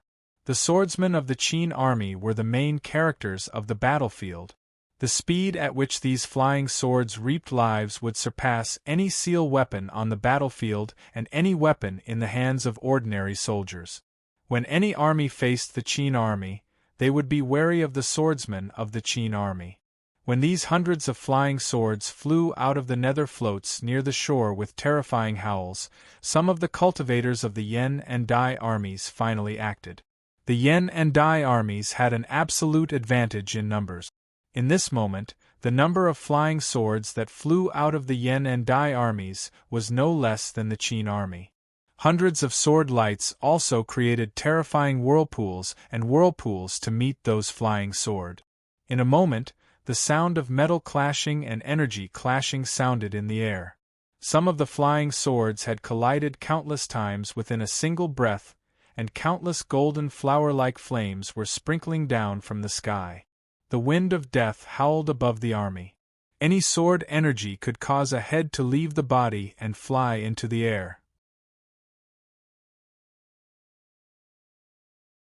Yet of the two sides fighting, one had no fear, or rather, did not know what fear was, while the other side was made of flesh and blood. More seal weapons were activated. Destructive light exploded in the air. Some of the metal nets, flying blades, and chains that restricted the flying swords flew and fell in the air. Yet even the generals of the Blood-Swallow army, who were in a frenzy, started to understand that this battle was different from all the battles they had experienced before. In the past, these things that were just as destructive were a threat to both armies. When they fell from the air and killed their way through the army, both armies would feel terror and be restricted. But now, while these things could pose a threat to the flying swords of the Qin swordsmen, they could only cause terror and threat to their own army. Because what was charging at them was just some metal, leather armor, seal weapons, and inexplicable methods piled up together. They were not flesh and blood that could move minds. Even though the cultivators had the advantage in numbers, the hundreds of flying swords of the Qin army could wander freely on the battlefield and attack anywhere. The flying swords of the cultivators of the Yen army and the Dai army could only block them, and could not kill Swordmaster Qin on the nether floats. The nether floats themselves were mysterious and powerful fortresses. The flying swords of the Yen and Dai armies that flew into the nether floats lost their connection to their masters. Like helpless lambs, they were swallowed up in an instant. The flying swords of the Yen and Dai armies could not directly threaten the Qin swordsmen. But the flying swords of the Qin swordsmen could directly attack their swordsmen. The attendants of the Yen and Dai armies that guarded the swordsmen died in every breath in order to block the flying swords of the Qin army. Amidst the continuous whistling and clashing of the hundreds of deadly sword winds, the swordmasters of the Yen army and the Dai army would have blood splattering around them with every breath, and someone would fall down. The chariots of the Qin army were still charging. The arrows of the archers on the chariots were also searching for the Yen and Dai army swordsmen. Retreat, create distance, and force the Qin swordsmen on the nether floats to leave the ships and the chilling iron turtle shell. Otherwise, their flying swords would not be able to reach far enough. This seemed to be the best response at this time. However, fleeing was dangerous in itself. Most importantly, when they could not use such a tactic, fleeing back would also consume energy. But the Qin army they were facing did not consume any energy at all in their pursuit. As long as they started to retreat, this battle would become a one-sided slaughter. How could a battle that had been prepared for a long time, and even used the power of the Dai army, turn into such a battle?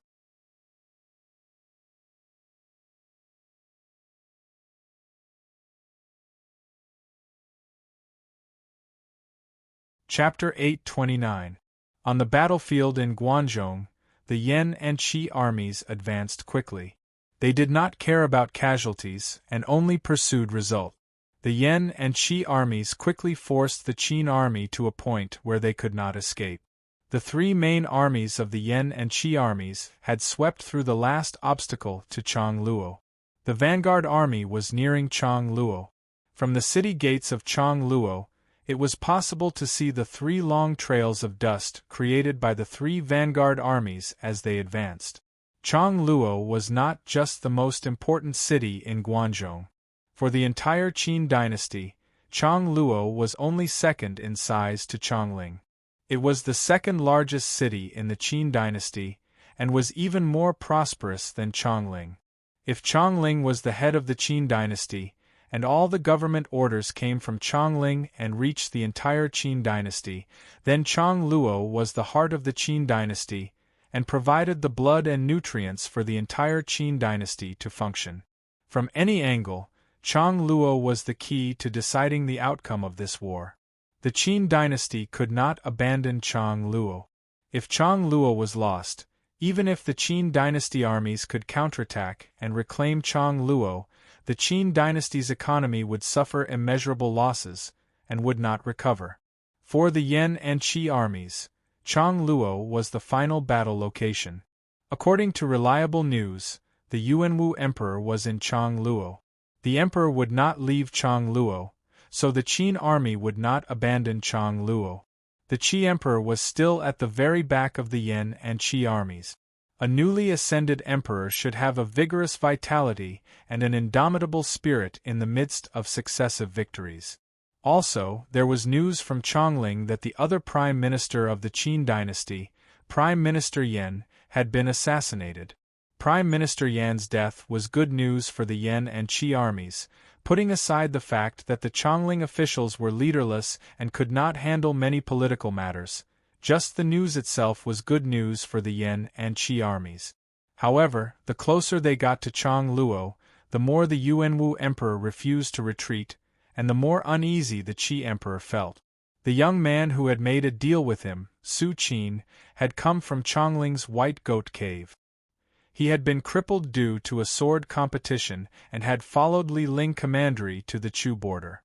Then, Zheng Xiu had arranged for him to escape to Yan's celestial seal sect. Then, he had become Zheng Xiu's representative in the Chu border, and the most powerful person in the Chu capital.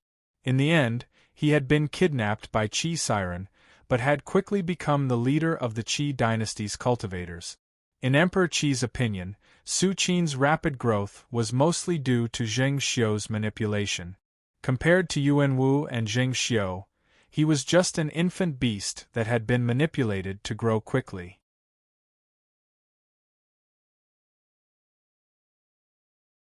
From this perspective, Yuanwu and Zheng Xiu were naturally much more terrifying than Su Qin. However, Su Qin had already said that he would really assassinate someone like Prime Minister Yan. The news of Prime Minister Yan's death had shaken his confidence. He started to feel that the attitude of Ding Ning and the entire Bazin Kendo ground was not because Ding Ning and the people of the Bazin Kendo ground were Qin people. Everyone in the world knew that Yuanwu liked peace. Yet no one knew that Yuanwu was still by the river outside Changluo, in the palace that had been converted from the Dragon King Temple. This place was closer to the vanguard of the Yan and Qi army, close enough to see the flags of the army and the cold light of the weapons of the soldiers. If one was too close to the army, they could be ambushed by the cultivators and elite troop. Yet, there were only two people in this palace, Yuanwu and Huang Jinwei. The Dragon King's palace was built facing the river with its back to the mountain. There was a mountain path at the back that led to the top of the mountain. Yuanwu was standing at the top of the mountain with his hands behind his back. He looked silently at the plains where the river led to, at the Yan and Qi flags and the cold light of their weapons. Huang Jinwei stood silently behind him. That day, this lonely one returned to Guanzhong and met the Empress here. This lonely one brought official Su Fu, and she brought Yi Xinhe. The two parted on bad terms. Yuanwu looked at the dust dragon formed by the Yan and Qi army for a long time before he slowly spoke. After saying this, he paused for a moment and then said, "When a person becomes an existence that controls the dynasty and even the world, many times, his actions cannot be based on his personal preferences. If this lonely one is purely a cultivator, this lonely one may not be able to make her dislike him.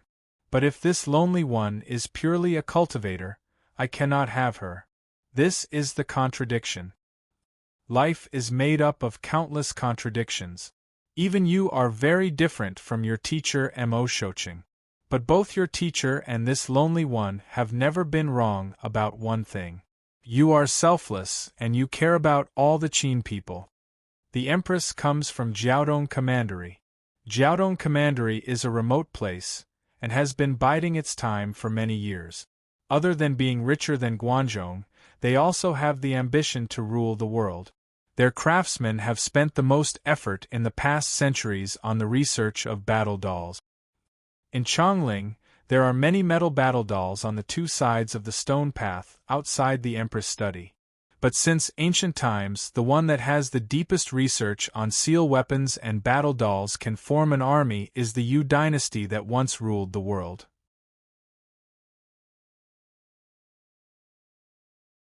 Wang Jingmeng shocked Chongling in the past, and the cultivation world quickly learned that he had received many inheritances of the Yu dynasty.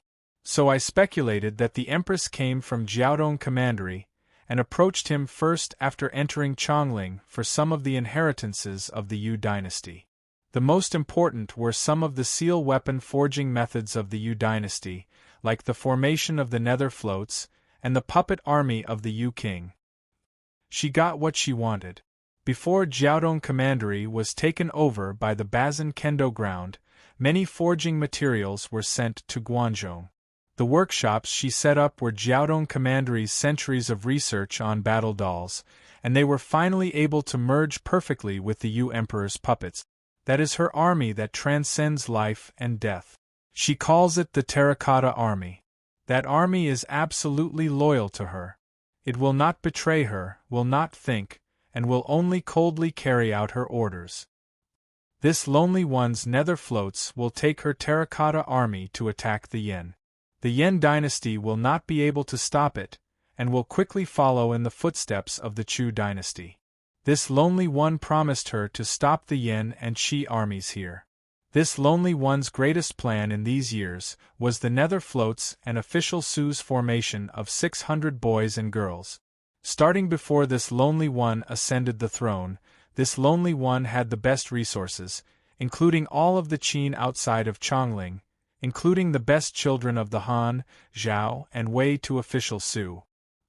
This sword formation was originally prepared for the remnants of the Bazin Kendo ground.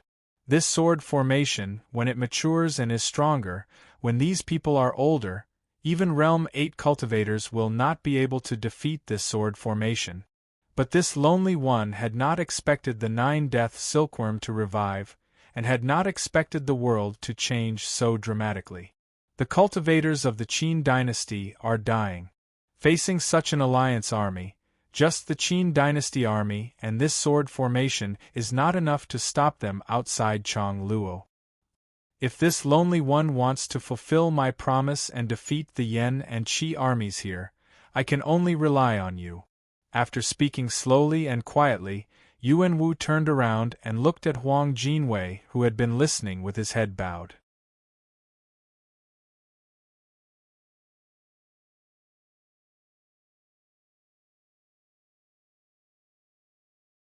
Chapter 830. Only now did Huang Jinwei, who had been summoned from Chongling and had been listening silently, look up slightly. He met Yuan Wu's warm and expectant gaze and said, "What can I do?" Yuan Wu looked at him and did not answer the question. Instead, he said something that seemed unrelated to this question. This Lonely One is very diligent. This Lonely One has learned some of the methods that Su Fu official Su knows, and your teacher knows some of the methods that this Lonely One knows. Also, since the Qin dynasty, the one with the greatest accumulation in the Qin dynasty is not the Jing family of Jiaodong Commandery, or the old nobility of Chongling. Not the Gongsun clan, but the imperial family. The imperial family is not newly established.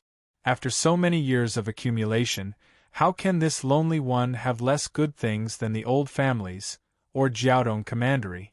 Yet, everyone subconsciously feels that Jiaodong Commandery is stronger than the imperial family.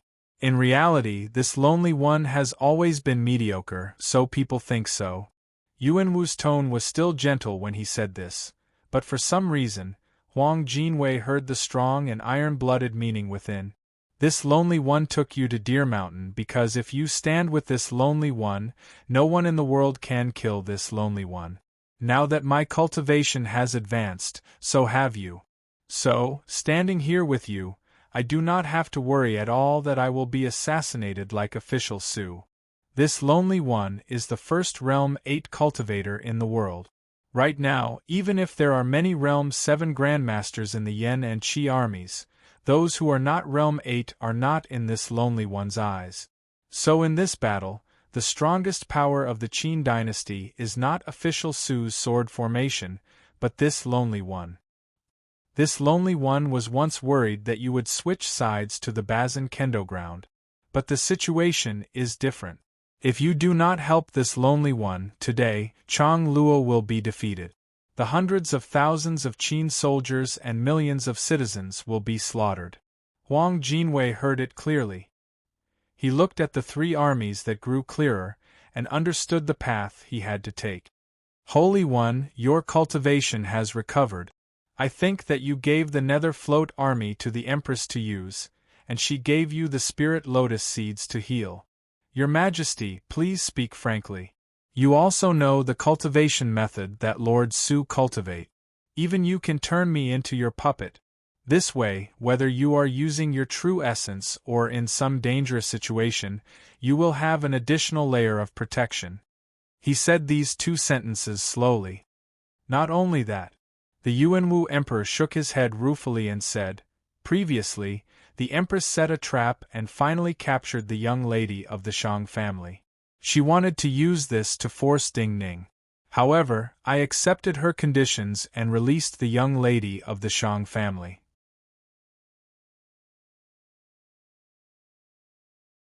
This condition was the immortality elixir of Ancestral Mountain.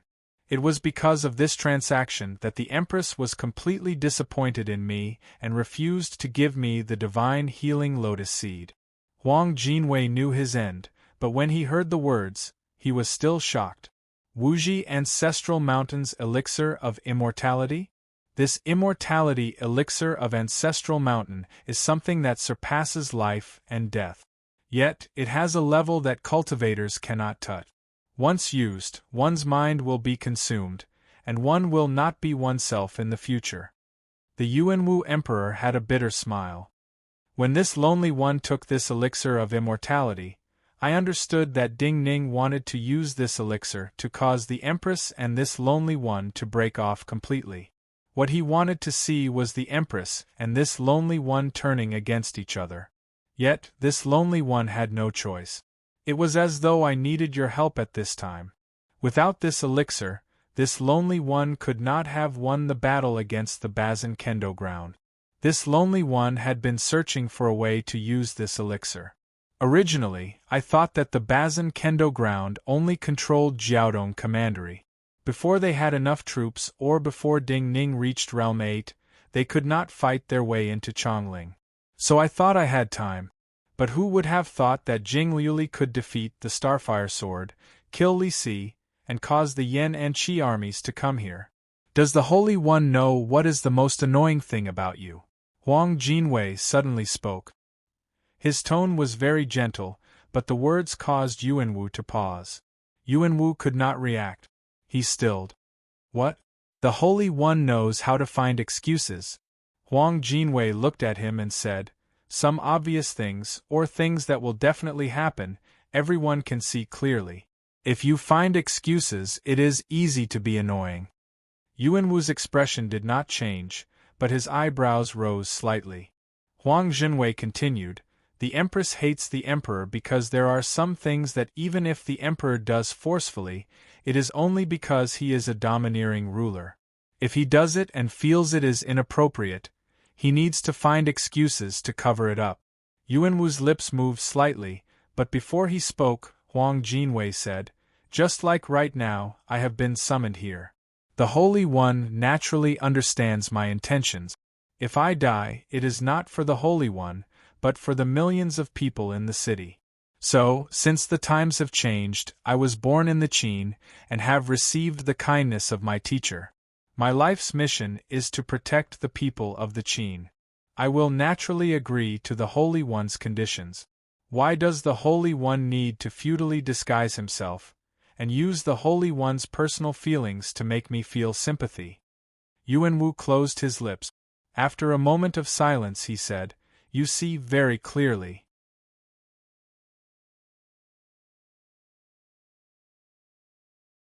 Huang Jinwei thought of his teacher on the turret back then and said coolly, but when I stand high, I naturally see further. Yuanwu was silent for a moment and said, this lonely one grants you eternal life, and will have your merits recorded in the history books to be passed down through the ages. The history books are not for one moment but for thousands of years. Countless years later, when the dynasty no longer exists, what is left in the history books is true. Everything is in the hearts of the people, and not in the words of the court historian. Huang Jinwei shook his head and said. Then he did not speak and quietly closed his eyes. Yuanwu bowed slightly in greeting. A holy light that did not belong to Realm 7 came from his body and landed on Huang Jinwei's body. Another medicinal light that was suppressed by this holy light and did not belong to this world seeped into Huang Jinwei's body. Huang Jinwei's body trembled slightly, but he did not resist. Just like at the Deer Mountain Conference, he completely opened his heart, his energy sea, and allowed Yuanwu's vital energy to connect with his body's vital energy and merge into one. He gave himself to Yuanwu without any reservations. The three vanguard armies of Yan and Qi were closer to Changluo. The sound of hooves shook the world. But suddenly, the three vanguard armies paused at the same time. There was an enormous boom on the mountain peak by the river outside Changluo. Countless dazzling beams of light danced wildly in the air, as if countless gods were swinging their shining chains. The vital energy of all the cultivators was affected by the vibrations of the primal energies of the universe, and shook.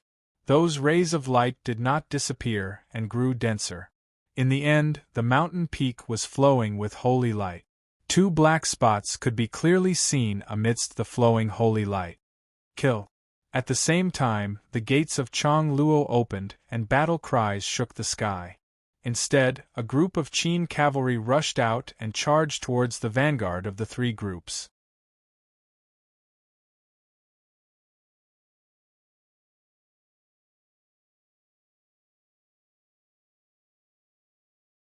Chapter 831.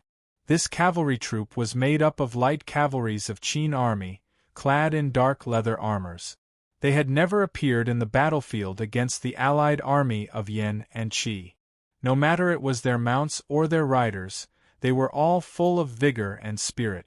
However, the charging speed of this cavalry army was not that fast, because they were not the main characters. The main characters came from the mountain peak, and the hundreds of chariots behind this cavalry.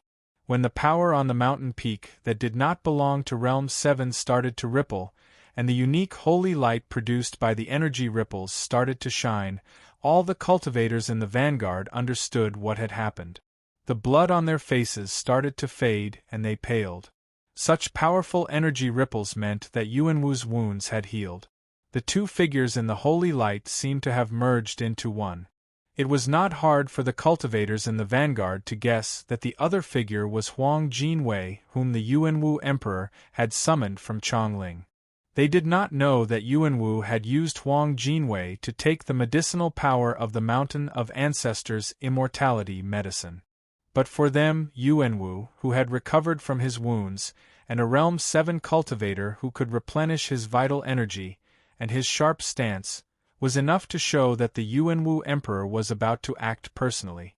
Their vanguard armies were going to face this terrifying emperor, or rather, they were going to use their lives to wear down the other's power. Yet this was not all. From the outside, the several hundred chariots behind the Qin cavalry that had just emerged from Changluo did not look like chariots that were filled with killing intent. There was a roof at the center of the chariot, and the edges of the roof were covered with white gauze to block the dust caused by the cavalry. Inside the white gauze there were young boys and girls dressed in white. If such a scene had appeared on the battlefield before the assassination of Su Fu, everyone would think that this was a special sacrifice, a special ceremony. But after the cultivators who had tried to assassinate Su Fu that night were almost all killed, everyone knew that these young boys and girls were the power that Yuanwu had accumulated over the years using all his resources. They were the trump card he would not reveal until the end. To the three vanguard armies of Yan and Qi, just the elite cavalry of the Qin dynasty and the Yuanwu emperor alone were hard to deal with, much less the addition of such a force. However, in this situation, the situation had changed. Just like when Huang Jinwei made his final decision, did they still have a choice? When the cavalry from Changluo passed through the plains below the palace, the holy light on the mountain peak began to recede. The rays of light that spread across the entire mountain peak like water began to shrink.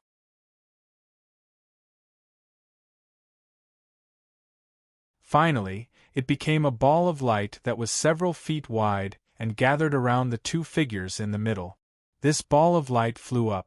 Like a falling sun, it flew down from the peak of the mountain, directly passing over the charging cavalry and the chariots behind them, charging towards the vanguard of the 3 yen and chi roads.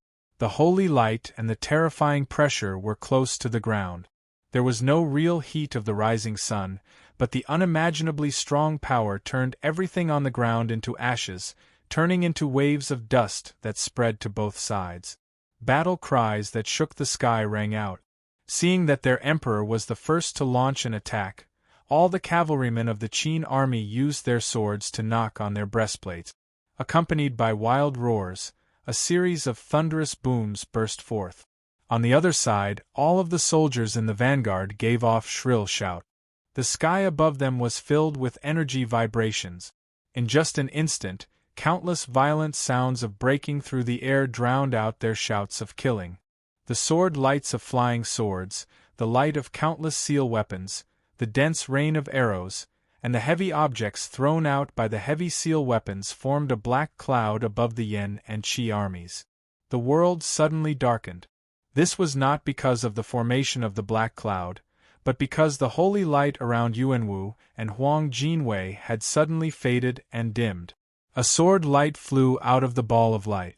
This sword light was like a monster that swallowed the light in the air. There were no words that could describe the speed and power of this sword. From the moment this sword light appeared, the cultivators in the vanguard of the Yen and Qi armies only felt numbness and the presence of impending death. Whoosh, whoosh, whoosh. There was a clear cutting sound in the air. The black cloud facing the sword light was easily cut open. Just like how the sword had flattened the mountain at the Deer Mountain Conference, all of the flying swords, arrows, smooth objects formed from primal energies of the universe, heavy objects thrown out by seal weapons, and even some enormous blades of pure gold that blocked this sword light were all cut open and sent flying. The sword light did not lose much power and reached the end of the sword essence. The sword light swept to the front 1/3 of the vanguard army. All of the soldiers, war horses, and even the cultivators were cut in half by this sword. No matter if they were Realm 2 or 3 low-level cultivators, Realm 5 or 6 cultivators, or even Realm 7 grandmasters, they did not immediately choose to dodge and faced this sword head-on. There was no difference in front of this sword. A Realm 7 grandmaster from the Yen was still in the posture of attacking with his sword.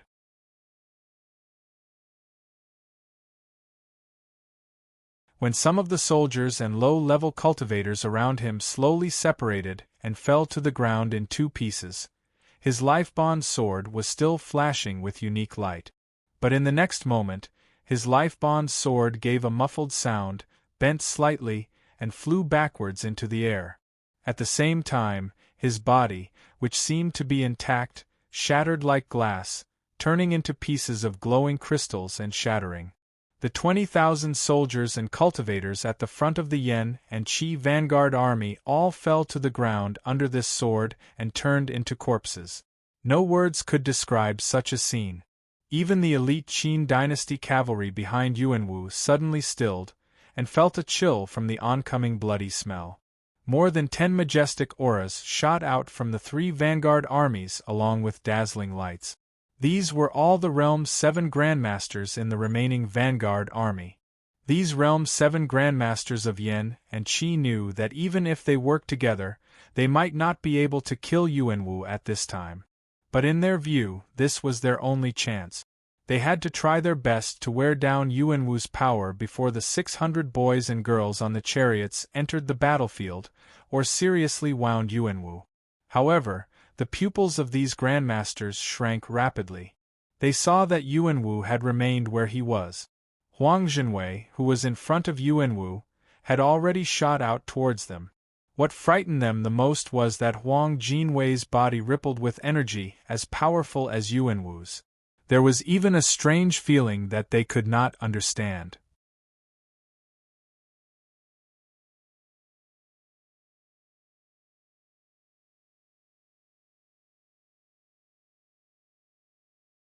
Chapter 832. Puff, a light sound was heard. A grandmaster from the Yen territory had appeared like a ghost in front of Huang Jinwei. His purple life-bond sword pierced through Huang Jinwei's chest and came out from behind Huang Jinwei. This Yen grandmaster saw almost 20,000 soldiers killed by Yuanwu with one blow. His eyes turned red and he was determined to die.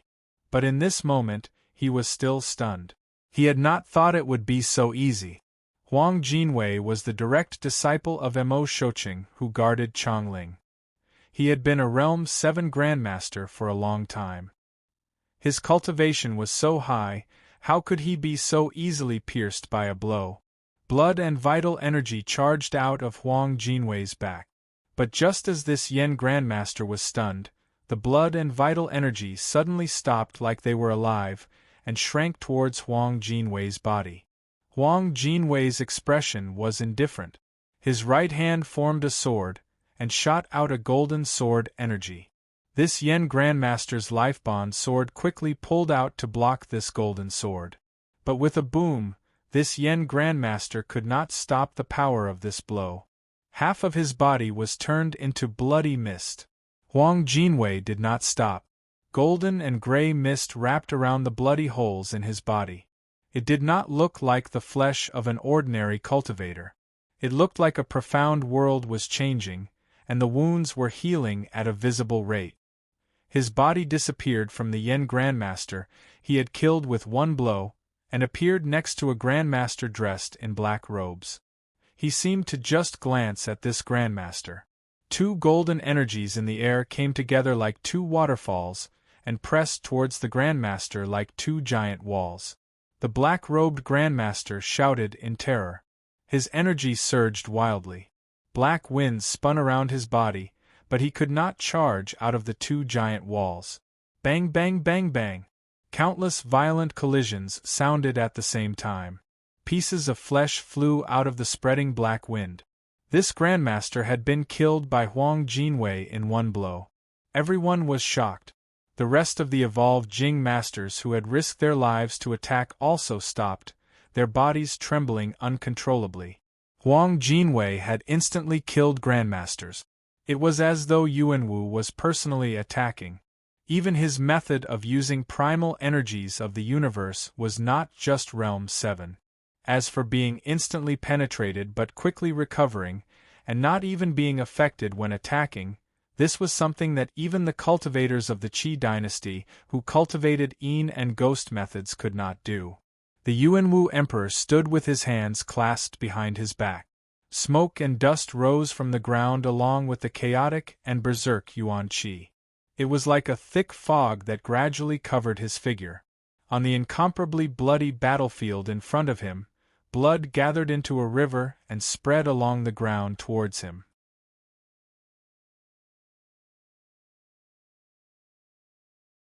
His face was confident and dignified, and his heart was filled with joy and satisfaction.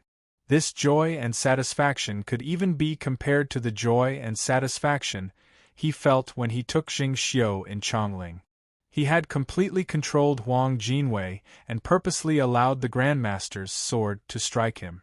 The medicinal power of the immortal medicine of Ancestral Mountain was just as strong as he had expected. On the blood-soaked battlefield, Huang Jinwei made his move once again.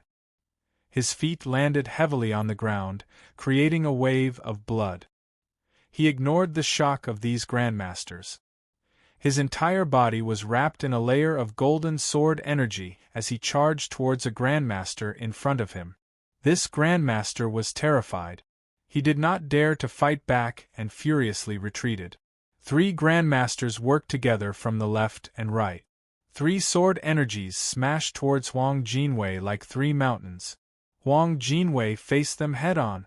With a loud boom, many soldiers behind him felt their vision darken. Their ears roared and they could not hear anything else. Huang Jinwei's advancing figure was stopped. Sword energies wrapped around his body, and there were wounds so deep that bone could be seen. Blood flowed out of his mouth and nose. However, one of the 3 Grandmasters who had attacked with all their might let out a cry of shock. This kind of injury did not affect Huang Jinwei at all. He waved his hand, and numerous holy light formed flying swords that flew in front of this Grandmaster. Because of just now's attack, this Grandmaster's vital energy was still turbulent and could not gather. Pew pew pew pew. This Grandmaster was completely unable to put up an effective defense, and his body was cut into pieces by the sword light. Yuanwu, you dare to fight me alone? One of the Grandmasters went crazy. Ignoring Huang Jinwei, he jumped into the air and charged towards Yuanwu like a meteor. How dare you? You? Yuanwu shouted coldly from within the dust. Following these two cold shouts, two obvious holes appeared in the smoke and dust, and transparent sword light burst out from them. The first sword energy came. This Grandmaster pressed his hands together, and countless golden sparks bloomed in front of him. The second sword energy came. This Grandmaster screamed. His body was cut in half and he fell from the sky. At this time, the cavalry of the Qin dynasty were not far behind Yuanwu. Seeing this scene, there was another wave of cheers and shouts. The three Yan and Qi vanguards were terrified. Even the Grandmasters who had rushed out earlier could no longer control their state of mind. One of the Grandmasters could not suppress the terror in his heart and turned to flee. This kind of undying body is too strange. There is no meaning in fighting to death. Another Grandmaster said before quickly retreating.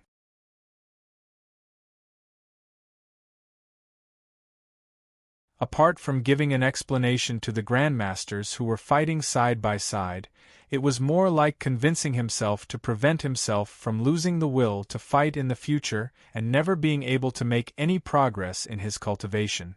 The remaining Grandmasters were still hesitating. Huang Jinwei continued to charge forward. There was a loud bang. Huang Jinwei broke the enormous sword of a Grandmaster with one hand. With the sword energy in his hand, his entire arm pierced through this Grandmaster's chest. He first lifted this Grandmaster up, and then his arm shook. This Grandmaster's body was torn apart and scattered. This person is definitely not Huang Jinwei. The three Yan and Qi vanguards were unable to charge forward and started to collapse. Some of the cultivators only had such thoughts in their mind. Even though this was an enemy dynasty, they were certain that this bureau chief Huang of Chongling was a cultured and refined young cultivator. Even if he was killing an enemy, he would not destroy the corpse of the enemy in such a brutal manner after they died. This thought quickly received a response.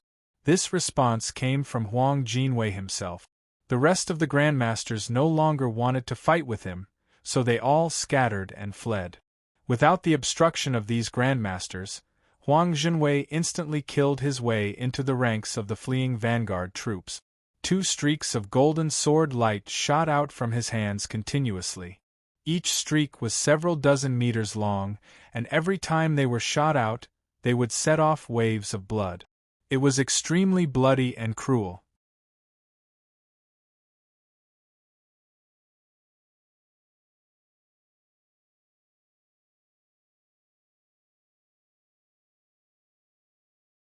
Chapter 833. Yuanwu still stood silently in the dust. The cavalry and chariots of the Qin dynasty surged past him like a tide towards the vanguard of the Yan and Qi armies. The pool of blood in front of him spread dozens of feet in front of him. It was cut open by his presence and silently parted to the sides of his body. He did not give any more orders, but in reality, he had given an order to Huang Jinwei to kill these three vanguard armies. At this time, Huang Jinwei was his other body. Also, this body had the medicinal power of the ancestral mountain's immortality medicine. Yuanwu was sure that even if Ding Ning came, he could not kill him. In a few breaths, Huang Jinwei passed through the enemy formations of the three vanguard armies, all the Yan soldiers and cultivators, and came to the front of the fleeing vanguard armies. In everyone's perception, Huang Jinwei was not stingy with his vital energy. The vital energy stored in his body surged out. Wall-like sword energies swept across the battlefield and created waves of blood. Huang Jinwei used his power alone to block the escape of the three armies. Behind him, the Qin dynasty cavalry stepped over the pools of blood and first caught up to the three fleeing Yan and Qi armies. With a wild roar, this cavalry army fired arrows that fell like rain. Immediately, the last of the three Yan and Qi armies suffered heavy losses. Kill! The three vanguard armies completely understood Yuanwu's intentions. Yuanwu wanted to kill them all to show his might.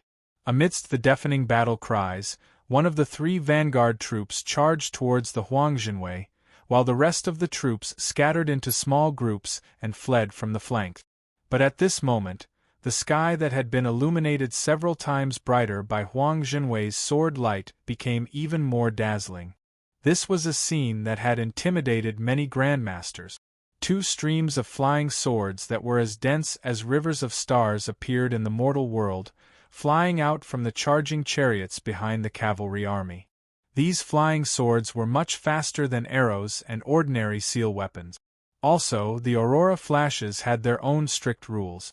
Hundreds of sword lights, accompanied by the howls of death, sliced towards the flanks of these three vanguard armies. More than 100 sword lights, however, accurately moved between these flowing lights, revolving around these war chariots, protecting everyone on these war chariots.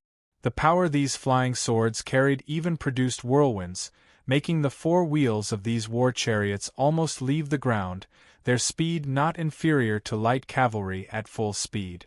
These three vanguard troops were all elite troops of Yan and Qi. They had experienced countless battles, but even the most experienced soldiers had never experienced such a battle formation. Any formation, any coordination, and any resistance was completely ineffective. It had become a one-sided massacre.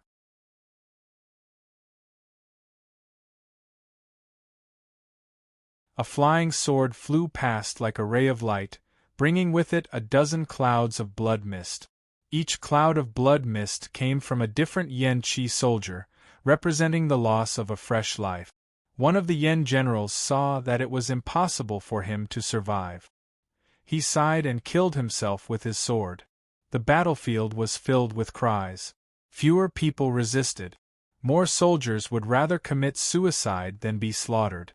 In the end, the blood mist spread and covered the three vanguard armies. In less than 15 minutes, other than the grandmasters and a few cultivators who had retreated, no one from the three vanguard armies that had attacked Chang Luo escaped, and no one was able to stand. Blood dyed the sky red. When Huang Jinwei returned to Yuanwu's side, the Qin dynasty cavalry started to retreat. When the sword lights on the war chariots started to withdraw, the plains outside Chang Luo seemed to be covered with a red carpet, indescribably sad. These three vanguard armies were at most 100 miles to the center of the Yan and Qi army. When Yuanwu attacked, when the battle started, there were fire beacons, pigeons, war eagles, and other means to send messages. Cultivators also quickly went up to watch. When the results of this battle quickly spread to the Yan and Qi army, at the beginning, the generals of the Yan and Qi army who came into contact with the military intelligence even suspected that what they saw was not real. Yet when the military intelligence reports flowed in, all the generals of the Yan and Qi army felt as though the sky had darkened.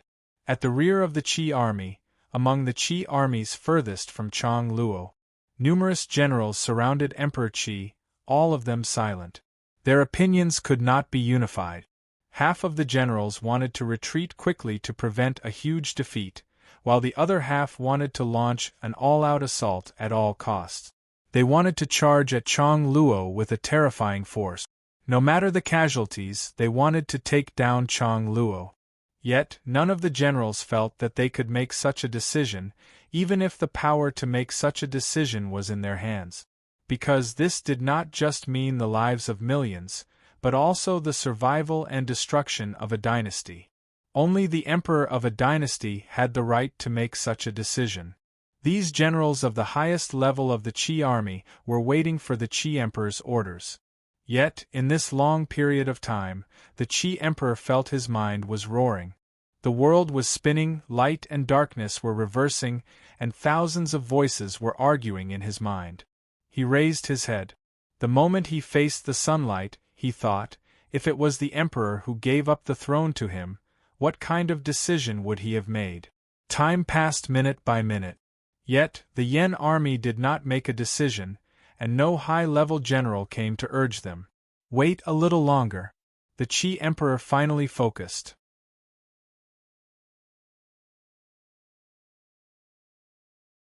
Thinking of the Yen army's reaction, he knew what the Yen people were waiting for. No matter what methods Yuan Wu uses, no matter how serious Huang Jinwei's injuries are, and how quickly he recovers, his and Huang Jinwei's vital energy will not be endless. The vital energy they use will take a long time to replenish. The three vanguard armies cannot decide the outcome of the war against the Qin. The true outcome is not here, but whether or not they can destroy Zheng Xiu's power. If Zheng Xiu's power is completely destroyed, Yuan Wu alone cannot win against the Qi and Yen armies. Even if only half of our people remain, Chongluo will die, and Chongling will die. His hoarse voice reached the ears of the generals. No one objected. But if it really reached that step, the Yen army would rush back to help. If the Qin army attacked from the front and back, could the Yen survive? If the Yen did not exist, even if the Qi army could preserve their main force during their retreat, and take the resources they had plundered from the Qin, with Zheng Xiu here, and Yuan Wu's power so advanced, what could the Qi dynasty rely on in the future? In this moment everyone thought of Ding Ning. But they had disregarded the will of the first sword of the world on the Bazin Kendo ground and started this war against the Qin. After they were defeated, could they still hope to receive the others' help? These generals felt even more bitter.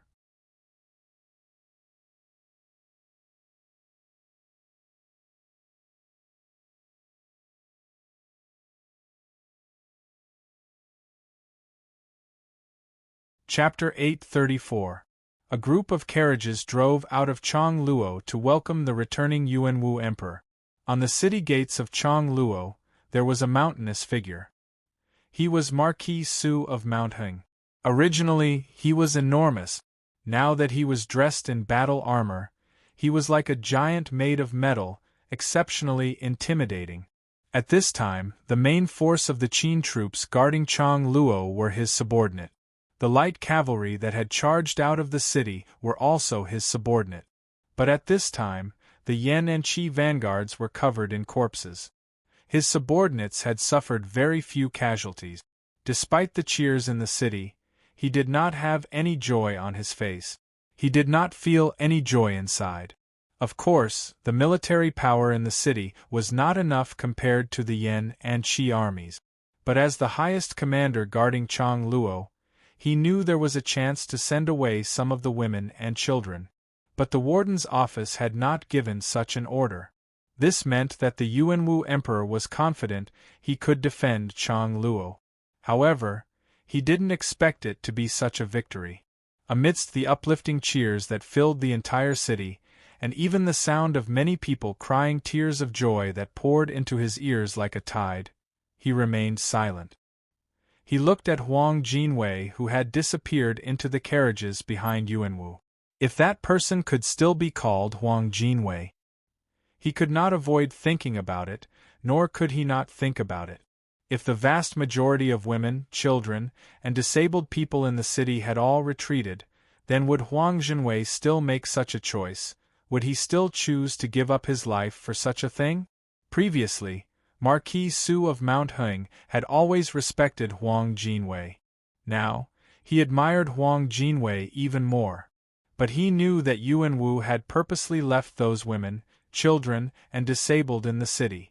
Marquis, a trusted general behind him, did not know that he was silent because of Huang Jinwei's death, because Yuan Wu's light had dimmed in his heart, but thought that he was worried about the main force of the Yen and Qi armies. He also had such worries. Even if the surprise attack on the Yen land succeeds, if the Yen armies attack with the intent to die together, our military power will not be enough, and Chongluo will still fall. That won't happen. Mounting Marquis Su took a deep breath. He raised his head stiffly and looked into the distance. Just like how the yen and qi cannot trust the Bazin Kendo ground, the yen cannot trust the qi. Their backyard is on fire, but the qi's backyard is fine. They will think, if they do not care about the price, even if they have to sacrifice the lives of millions here, then the attack on Chongluo or even Chongling will be a gift to the qi. The qi people occupied more than half of the Qin territory, so it was easy for them to wipe out the yen whose backyard was already on fire.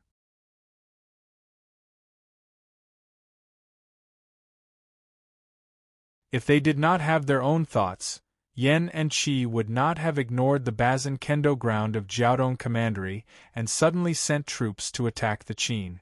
The general behind him let out a sigh of relief, shook his head, and didn't say anything else. Military intelligence kept coming in and the main army of Yen Qi stopped. Before nightfall, a wave of wails came from the direction of the main army of Yen Qi. Even in Chongluo they could be heard. Many beacons used to pass on military intelligence lit up in the darkness. The flickering light told Chongluo that the main army of Yen Qi was in chaos, especially many of the Yen armies who were preparing to retreat. Mounting Marquis Su looked at the beacons in the darkness. He knew that Jingxiu was stronger than he had imagined. The dust settled on this battle. In the 13th year of Yuanwu, before the snow fell on the winter solstice, the Yen and Qi alliance started to retreat. Yen and Qi each had 1,000,000 soldiers.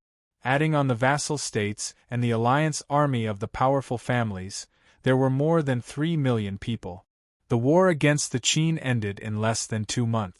This had never happened before in the annals of history. Just like when they first entered the Qin territories, the Yen and Qi alliance retreated in a hurry. The Qi army retreated in a hurry because they had to keep up with the speed of the Yen army. Otherwise, if the Qin army chased them along the way, they would not be able to hold on alone, and would lose many soldiers. The Yen army retreated in a hurry because the Nether Float fleet had defeated the Blood Swallow army and the Dai army, entered the Yen territories, and attacked 3 major cities of the Yen dynasty, and even reached the capital of the Yen dynasty. The Yen emperor was forced to follow the army out of the capital and retreat towards the Dai border. Looking at the process of this battle, everyone found that even though the bravery of the Qin dynasty army had won some time, the key to victory was the enormous sword formation in Su Fu's hands, the terracotta army that came out of Jingxiu's pass, the recovery of the Yuanwu emperor's wounds, and the method to control Huang Jinwei. No matter if it was Su Fu's sword formation of boys and girls, Jingxiu's terracotta army, or Huang Jinwei's undying body, these were all unbelievable. In the subconscious mind of the Yen and Qi people, these were things that did not make sense. But the Chu people also thought the same. The Chu dynasty had split apart because of the sudden attack of the Nether Float fleet. In the Yu dynasty that had once united the world and was extremely powerful, the invincible Yu emperor had risen as a new soldier who could not even be counted as a cultivator. His sudden appearance was due to the fact that he was lucky enough to slay a black nether serpent that was extremely weak due to its molting and obtained a unique nether crystal from it.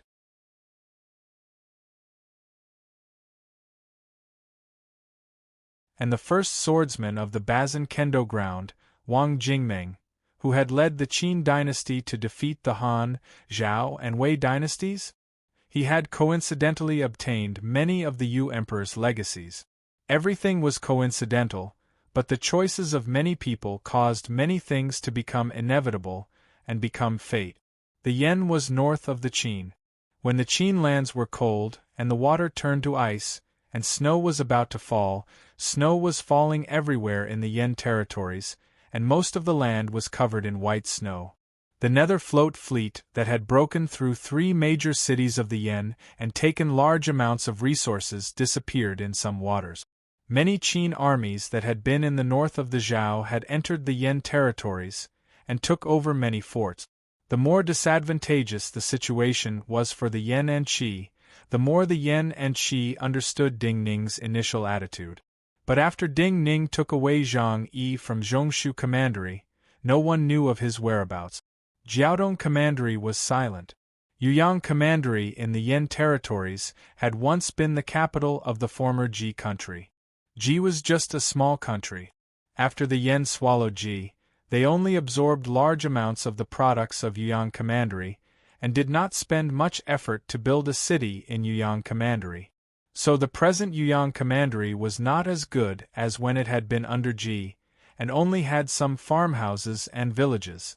When the snow fell, the mountains of Yuyang Commandery were covered in snow, and the large rivers were frozen, and appeared even more desolate. But no one knew that Ding Ning was alone on the white river of Yuyang Commandery, in a small boat on the Cloud Lake. He sat in the cabin, holding a fishing rod. He was fishing alone in the cold lake reflected by the thousands of mountains. At the same time, he was waiting for an old friend and enemy to come. The lake water was very cold, and the fish were deep at the bottom of the lake, and motionless. However, the long wait finally paid off. When his fishing rod finally trembled, and a sluggish big fish happened to swallow the hook, he waved his rod to lead the line, and an abnormally fat white-scaled big fish came out of the water, colliding with the falling snowflakes in the air, and landing on the bow of his boat. There was a soft sound, but it seemed to attract a response from the thousands of mountains. Ding Ning looked up slightly. He sensed that unusual presence, and knew that the person he had been waiting for had arrived. You're tuning in to the Phoenix Nights YouTube channel. Don't forget to subscribe and join us on this journey to catch the most captivating stories.